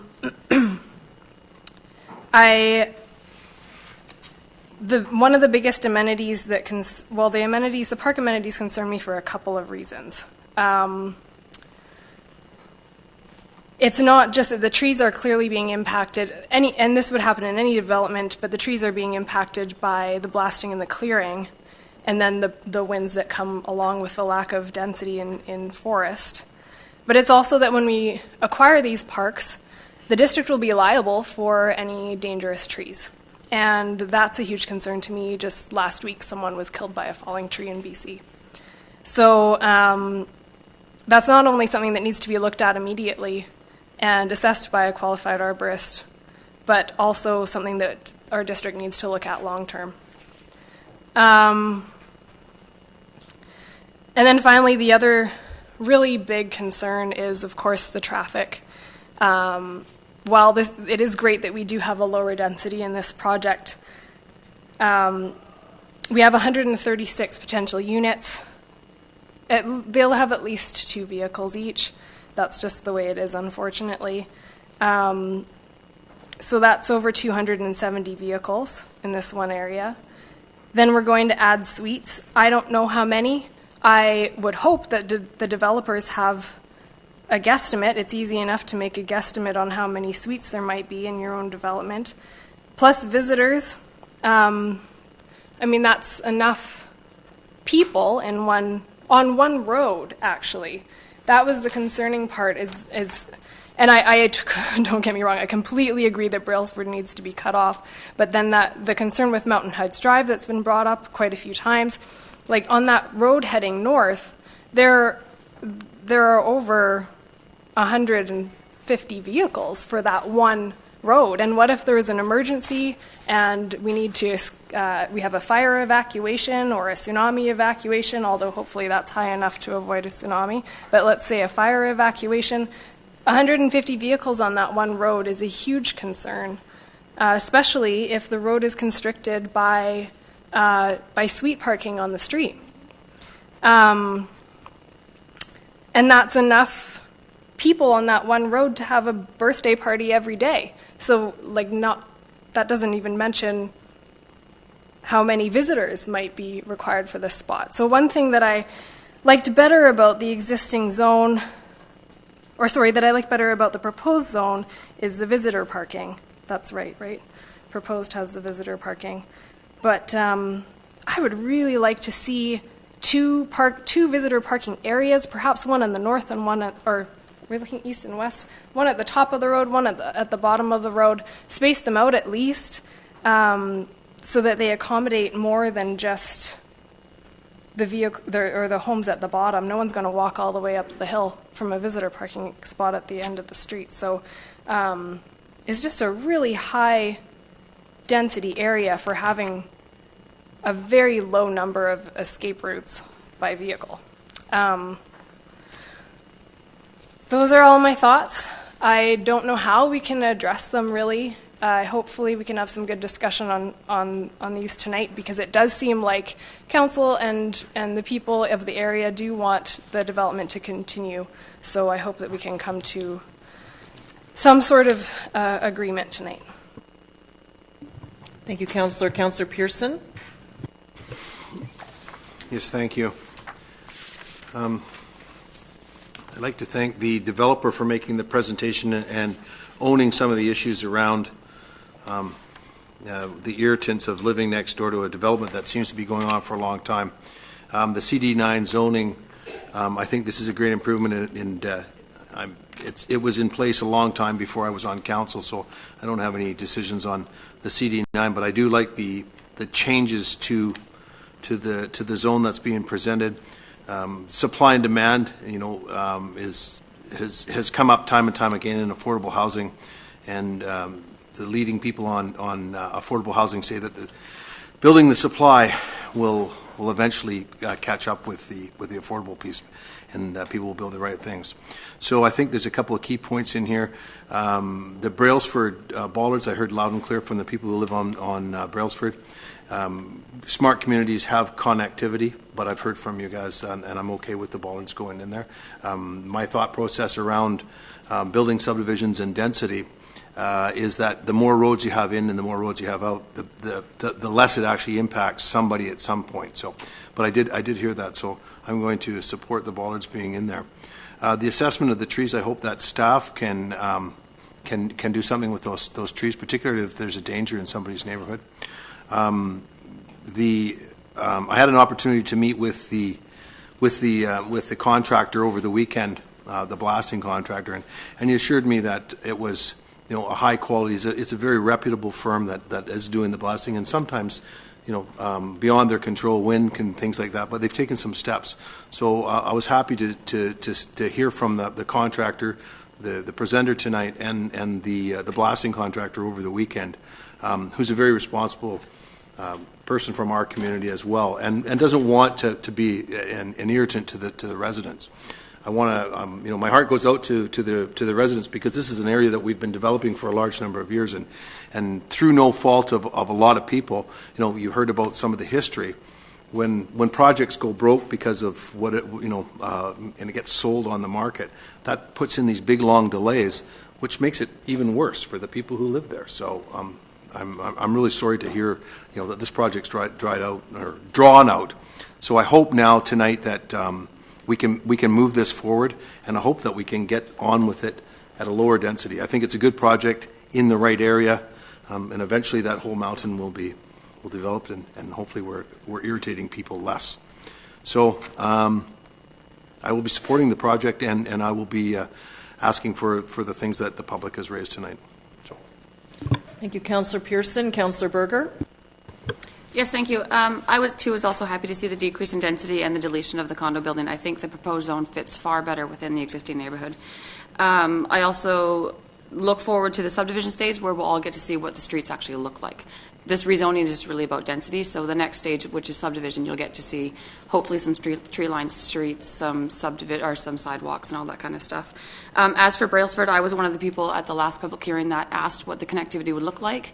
For similar reasons that Councillor Logan spoke to with having that many people, what does the traffic impact assessment, what were they going to say? So now that we have the answer, I think going forward, Council has passed a motion to redo our almost 10-year-old transportation master plan for the entire district. So for me, that will be interesting to see where connectivity can be placed and where it shouldn't be. So I support the downzoning. Other comments from members of council? Councillor Casper? I'll move third reading. Second. Okay, so third reading has been moved and seconded. The question, I have a few for staff. In terms of the sewer connections and other items raised, I understand that should this pass, there is a number of covenants and the like that need to be entered into. So that's probably the various slides that we see here. During the break, council had asked if there was a way to progress to fourth reading either this week or sooner to help expedite this along. But I understand that these covenants all need to be registered and put on title, and staff would need time to do that prior to final adoption, which would be fourth reading. So because of that, what would you estimate that timing would look like? Should everyone provide what they need to provide? Your Worship, the covenants that would be required if council chooses to go forward with this is a matter of producing the covenants, having staff review the covenants and getting them registered. It would be up to the applicant and our ability as staff to review it. So I would hate to set a time, but we'll try to do it as quickly as we can to get these things done if council chooses to move forward. Okay, so then once all of that has been done, then it returns to council to do final adoption, right? Because adoption can't be done until all those things are done. That's correct. Okay, Councillor Casper? Yeah, and through you to staff, I would hope that the existing covenant that is registered on this property under the CD zone that dealt with the sewer connections on the lower south end on those properties. Was it Maple Park Terrace? Yeah. So that if an existing component of the current covenant applies, then there would be no need to amend that part, and then the other issues relating to the bollards, if that could be addressed, that I would concur with that. So, thank you. Councillor Parkinson? Through your Worship, I'd like to say that I really appreciated your presentation. It was very well done and very informative. I'm happy that the people that are sitting here would like to move forward with the project as long as they have what they would like in place. I'm good with that. My concern with many of the developments which are in Souk are the number of cars that are going to be placed on the road, not only in your subdivision, but coming into and leaving Souk on our highway. That is not the number one concern that I hear from residents is highway number 14. So we actually just add more and more vehicles to that road, and I think that council has to look at an alternative for that as well. Thank you. Councillor Berger? Yes, thank you. Through you to staff, further to Councillor Casper's comment. If the covenant currently exists with the property for the sewer, I'm just trying to read the small print here, could the other covenants not be placed at time of subdivision? Your Worship, through to Councillor Berger, it's been a while since I read that original covenant, but I would have to assess it. Maybe there's a way to deal with the new issues going forward for adoption and just relying on the existing covenants. But it's been a while since I've read that covenant, so I don't know what other restrictions are within that. Go ahead. Sorry, one more follow-up through you to staff. So again, just on the latter part of my statement, when we're doing subdivision development stage, would that be a more appropriate time to do playground and whatever other street covenants need to be applied? Again, Your Worship, through to Councillor Berger, depending on what your resolution for third reading is tonight, then we can look at, staff can look at if we can make covenants, or if we can make the subdivision pursuant to the other covenant, then I can do that as well. But I need to know what your resolution is moving forward for third reading. Sorry. Great, thank you. So that answers my question. So anything further we could then do at time of subdivision. Thank you. In terms of any follow-up report to council, like council has delegated authority to staff for various items. So would a development permit, I can't remember now what it is, would that even return to council? No, it would not, Your Worship. So there would be nothing further returning to council on this matter except for fourth reading? That's correct. So subdivision and all those things do not come to council? Correct. Okay. I just wanted to make that point because when this first came forward, I did not support the rezoning. I didn't feel that there was adequate work done in terms of the case for the rezoning. I felt there was merit to it, though, in terms of what was being proposed, and that is why, as the mayor, I have the ability to bring items back for reconsideration, which I did, because I felt that there was merit to it, and that there was an opportunity, and I see that, like, it's a big dust pile in that area, so something has to be done, and that's why I did that. I've been criticized for doing that, in both that I should not have returned it, and also why didn't I just pass it at the time? I did not have valid, good information at the time. I still feel that in terms of housing needs for people, that it's looking at, are we approving the appropriate supply? And it's something maybe I need to think about a lot more. We'll sort it out at committee level on Thursday, but I do not feel that this is not meeting affordability, attainability for people on a middle income earning, unless you are dependent upon somebody that will pay your mortgage through the means of a suite, which means that you have to become a landlord and deal with all that. So there are other initiatives, though, where there are Habitat for Humanity, other projects coming into our community, though, that I think are providing different supply. Is it enough? No, I don't feel that it is. But in this case, having heard the presentation, clarity on the road connectivity, because do we put Brailsford through or not? I don't know. Like it's just the traffic impact said that, you know, and so now, and that's why I appreciate this public hearing, because there would be no other public opportunity for any member of the public to have spoken on this, if we had passed it at that time. So that's why I'm glad that I'm comfortable with my decision to bring this back. I'm comfortable, and I'm grateful that we had this other chance to get more public input into something, and I feel that it was necessary despite what criticism I receive on it. I'm completely content with that. I also did support the CD9 back in the day. It felt like it was a good move for the community at that time, and at that time we were doing CD zones all over the place, and now I think we understand how it hinders and how it doesn't necessarily unfold, especially with that. So it's been 10 years, and so I'm just saying that, yes, I did support it then, and had supported some things. Last year there was a stop work put on this development by staff. The developer appealed, council lifted. We said they could move ahead at their own peril. We're now seeing how that impacts neighbors when we so do that. So again, I think every time we have this and we have opportunities for public to comment, we can improve our process and find better ways to do that. In terms of concern about the blasting and the like, I only found out about it the same way. It was someone tagged me in a post that went to Facebook. If you do feel that our CAO has made the same gesture, that residents are not being responded to, then by all means you can call me as well if you feel that Mr. Blackhall is not responding to you either. That's why we're there, and we're available all the time, it seems. So anyway, I'm glad that I appreciate the applicant's efforts and what has been done to clarify the concerns. I'm glad that you took the time to do that extra due diligence and to put together the PowerPoint, and also looked at some things that were important to residents back in the day, the view, the park, the trail connectivity, and the like, and hope that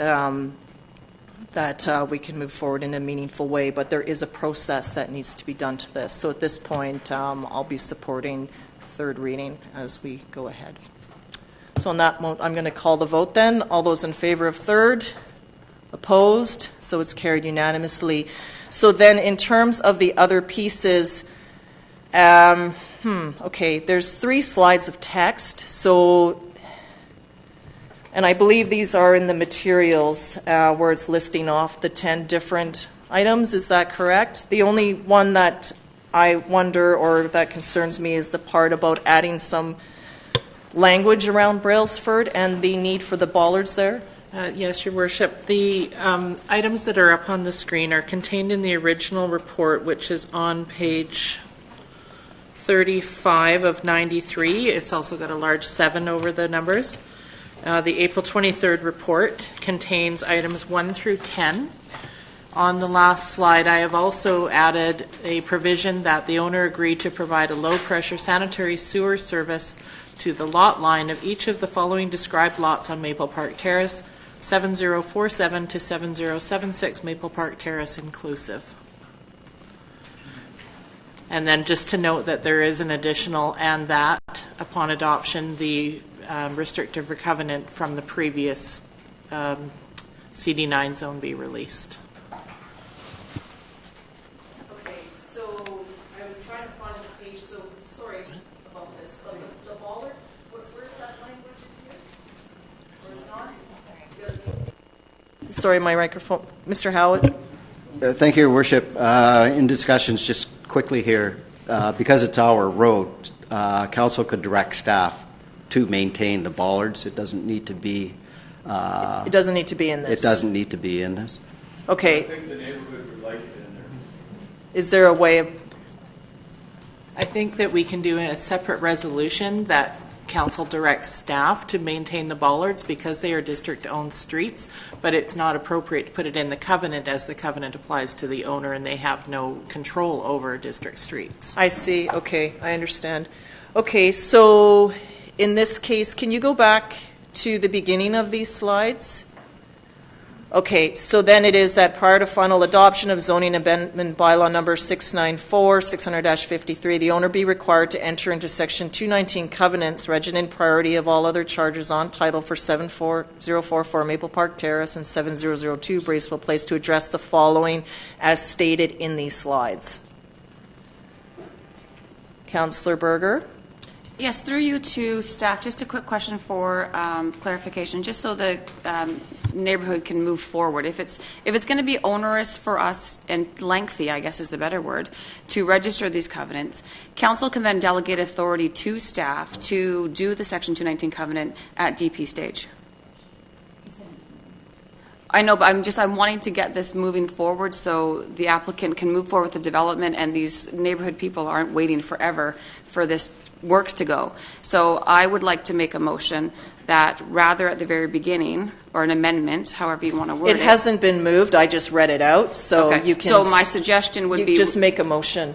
Well, just rather delete from zoning amendment bylaw at final adoption. I want to remove holding that up and delegate the authority to staff to register all of the below Section 219 covenant at whatever the next stage staff see appropriate. And so I'll refer through you to staff what stage that may be. Your Worship, the next day, if council decides to approve and adopt the rezoning, the next phase, because it's in a DP area, the DP would have to be issued for the form and character layout of the proposed subdivision plan. And because that authority has been delegated to the head of planning could be delegated to have the covenants registered at that time. I believe I'm correct. I hope I would like to check that with our corporate officer just to make sure that I haven't said something incorrect.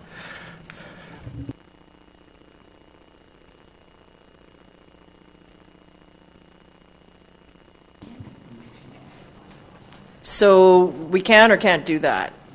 I just want to know what best practice is in this case. Maybe it's quicker just to leave it? I don't have experience with that either way, so it's not a problem for me if that's meets legislation and we can register a covenant at time of DP. They are required to do DP prior to subdivision, so the DP will have to be issued before any subdivision, and all of those covenants are tied to subdivision anyway, so I don't foresee it being an issue. Okay, Councillor Berger? Yes, thank you. My suggestion in doing this is previously on my very first term in council, we had delegated authority to our municipal engineer to register Section 219 covenants at a certain stage. And I just looked up the Local Government Act talking about delegation of powers and duties, and it is allowed to do.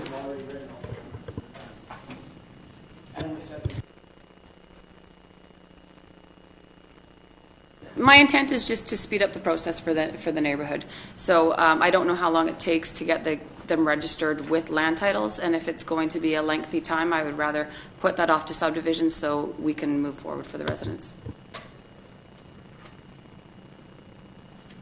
Your Worship, depending on the final wording of the covenant that Council wants, subject to staff vetting it and accepting it, and getting the appropriate signatures on it. Registration doesn't take all that long. It's just a matter of crafting or making sure that the words are crafted properly, and making sure that the intent of the wording is what Council wants. Okay, to me it just seems exactly the same. Either way, staff have to review it, they have to register the covenants, the applicants have to sign off and provide everything in full, and it's the same. We still have to do fourth reading, and regardless, and nothing can happen anyway, so... If I may, Your Worship, it's up to the applicant to have them registered, so it's a matter of their solicitor or their lawyer dealing with the issue of registration after we vet it and sign off. So it's a matter of their expediency. Okay. I just don't see it. We still have to do fourth reading. Nothing can happen until that is done anyway, and it still has to go through that process. So,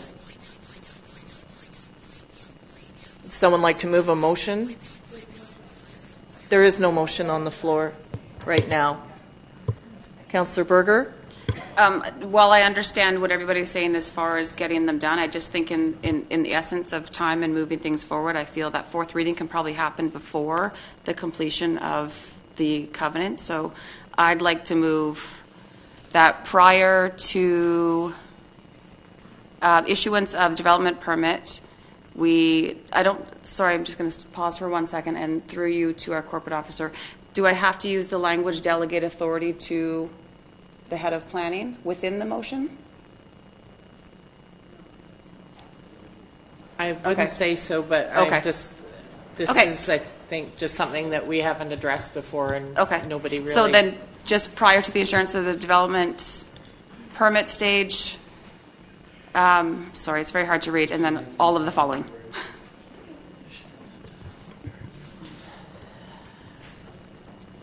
Okay, is there a seconder for that motion? Seconded by Councillor Ray. Councillor Parkinson? Through your worship, I just want to make sure that this is okay with staff to proceed with, and that it doesn't put you in any kind of predicament with what we're doing, so that it comes back and then it stalls it again. Your Worship, through to Councillor Parkinson, I can't, I mean, it's a little unusual, the format that we're going through here, but I can't see anything as long as between the applicant and ourselves we get the wording correct within the document. I can't see any other issues with it, and it will be registered at the time of, or the covenants will go on place at the time of the DP issuance. That's correct. Okay, I'm fine with that. I just didn't see the assurances, so then I didn't want it to return and then we get delayed because we didn't follow process. So just, okay. All right, it's been moved by Councillor Berger, seconded by Councillor Ray. Anything further on this? We understand fourth reading will follow probably in the August meeting. This will be up to the applicant to get all these in order to staff. We'll vet it, we'll get done, and it won't come back to council. Okay? All those in favor? Opposed? That's carried unanimously. Follow-up motion, Councillor Parkinson. I would like to move that. Oh, staff has their hand up there. Oh, corporate officer. Sorry, I'd just like to clarify whether or not that last motion included the last line there for the release of the covenant on the CD9. Is the mover and seconder believe that to be part of the whole thing? Yes. Thank you. It's all in the block. Councillor Parkinson. I would like to make a motion that we have in place that the bollards stay on Brailsford Place and that they will not be removed. Okay, so that's on the bollards. I think that they be installed by the developer and remain in place. Good? Okay. Moved by Councillor Parkinson and seconded by Councillor Loggins on the bollards. Any comments? Anyone? Anything? No? All those in favor? Opposed? That's carried unanimously. And that's it then for this application. Councillor Loggins. Sorry. I wanted to know, I wanted to make a motion that that an arborist visit the site and check out the trees in the parks areas to address any of the concerns of the residents. Okay, is there a seconder for that? Seconded by Councillor Pearson. So that is at an arborist, and at whose cost? I'll look to staff Okay. just to see what it usually would be, because I know that we had discussions about both doing it tonight, so I'll look to staff for clarity, if I may. Okay. Staff? Your Worship, through to Councillor Loggins, as I said, normally what happens is if it's identified that by a neighbor that they feel that there's a danger tree, we do assessment. We also park staff walk and assess periodically the areas. But if in this case, if council chooses to have a notice of, or a motion to, or a resolution to have an arborist go in there, that's certainly acceptable, and we can do that. Keep in mind that this is our property, so we would be paying for the arborist assessment. Yeah, and that's okay with me. I do request that it is a certified arborist. Thank you. Okay, so that's been moved and seconded. Anything on the motion? Any questions? All those in favor? Opposed? Councillor Parkinson is opposed. Okay, so that concludes this this item. We have one more remaining. Our final item tonight is 2330 Sunriver Way and 639H Shambrook Drive. Councillor Berger. Yes, thank you. I have to remove myself due to a potential conflict, as my husband is a contractor for CETA Construction who is developing the site.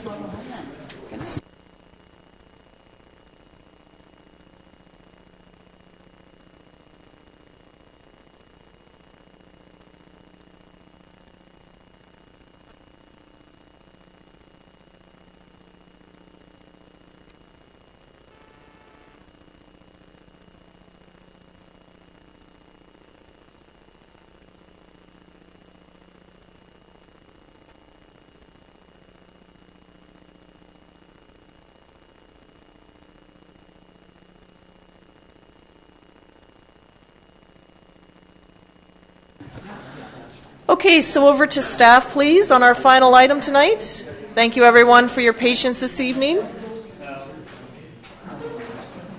Attention, please. We have one final item.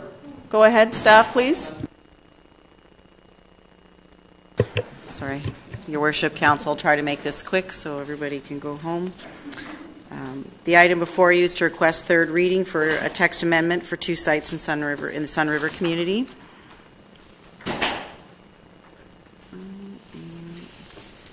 The applicant's proposing text amendments to the existing Sunriver Estates CD2 zone. For context, there are 2 areas under consideration. The area is identified in pink on the map on the screen. The area to the south is addressed off Sunriver Way and is the neighborhood commercial site. The area to the north is addressed off Shambrook Drive and known as River's Edge Seniors Residential Development. The Sunriver Way site is identified as a neighborhood center. There are 3 municipal addresses associated with this area and a common area for parking. 2350 Sunriver Way is the former Show Suite building, which is currently vacant. 2340 Sunriver Way is an operating community care facility. And 2330 Sunriver Way is the undeveloped green area on the east side of the parking lot.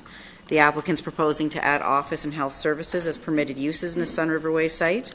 The neighborhood center is restricted to a total of 1,000 square meters of commercial floor area so as to not compete with the town center. And it's currently, it's at half built out, approximately 500 square meters. The Shambrook Drive site is, the applicant is proposing to increase lot coverage from 30 to 35% for 20 lots, interior lots shown on the map on the screen.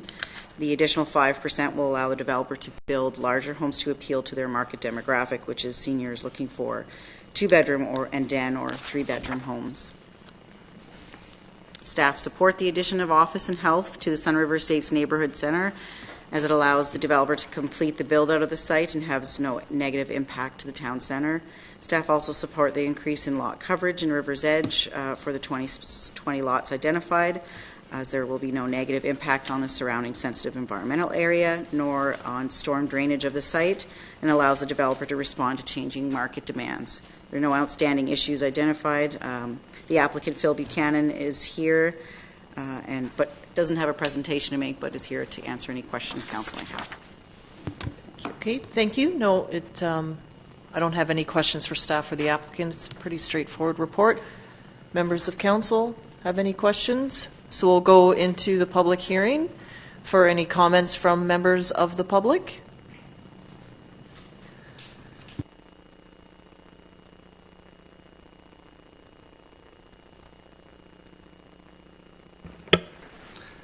Madam Mayor, council members, my name is Ron Belinsky, and I live at 2338 Sunriver Way, which is right across the street from where Bylaw 711 is being proposed.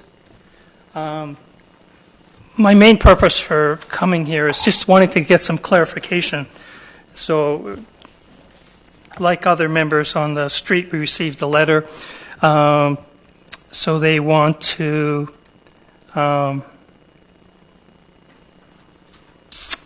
allow health services.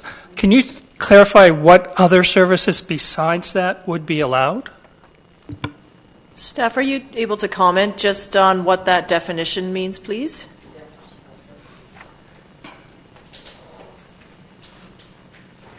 Sorry, Your Worship, if you bear with me, I just want to give you the exact from the zoning bylaw. It should be in my report as well. It means uses in buildings providing for physical and mental health services and on an outpatient basis includes medical and dental clinics and offices, health clinics, and counseling services. May include dispensing and accessory retail sales of prescriptions and medications and other types of health service goods and equipment. Okay, but I guess my question was, prior to that, what was allowed? Like, that's now what's being added onto the bylaw? So prior to that, what other services? Because I'm assuming it's residential commercial. They're predominantly support uses, and I will find that for you as well.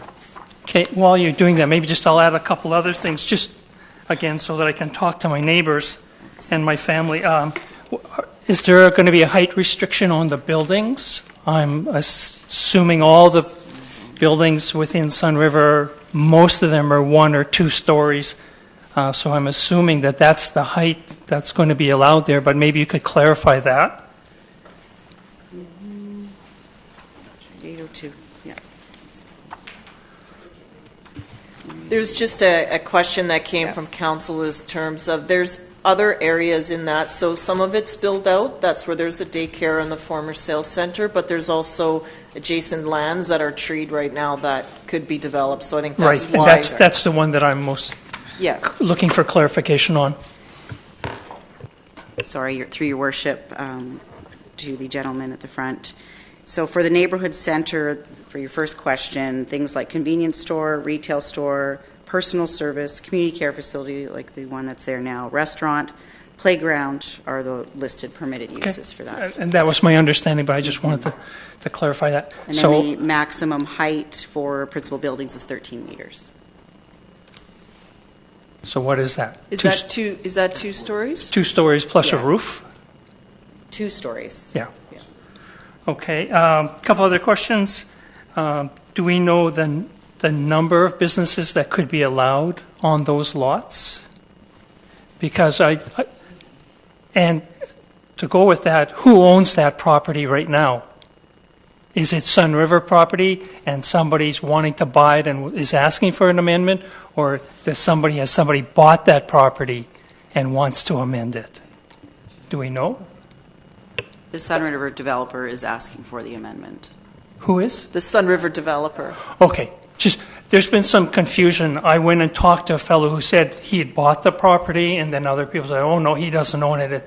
It's still up for sale. So I just was trying to get clarification on that. When I did talk to the fellow who was looking at wanting to buy it, who said he owned it, but I guess he doesn't.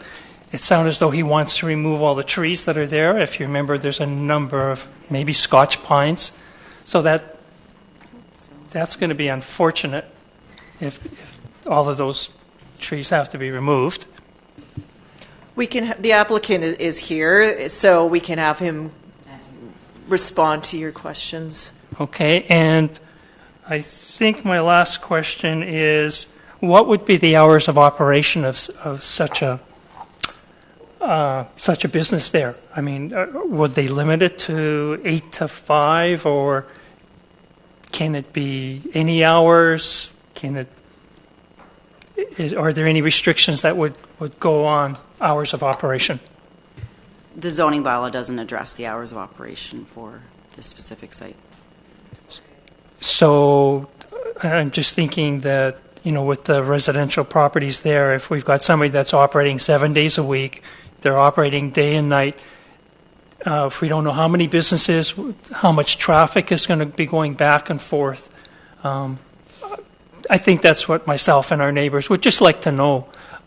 We've been there 10 years. We knew that when we bought the place that the potential development was there, so I don't question that. It's just nice to know, what are going to be the limitations or the operations that are going to actually be available there. Okay. For traffic, for noise, for we got a daycare right next door. Just those kind of things would be good to know what the developer, would have in mind for plans. Okay, thank you, Mr. Belinsky. The applicant is here, so we can have him respond to some of those at the close. Are there other members of the public that would like to comment? I'll call for a second time for members of the public. Okay, if the applicant would like to respond. Thank you, Your Worship. Philip Buchanan with J.E. Anderson and Associates, 4212 Glanford Avenue. I'll speak to just a couple of motions to assist with the questions and to clarify. The property has been sold. There is a new purchaser, and I believe title's been transferred. So that's just clarification for the neighbors. Height restrictions, that's in the existing bylaw, and nothing's really changing on the zoning. Building height, square footage, uses, hours of operation, there's no changes with that. With this zoning request, it's just to change the use to allow the healthcare services. A fair question about the trees and how that'll look at the end. There is a riparian area at the rear, and there's quite a buffer of vegetation that will be protected along the riparian area.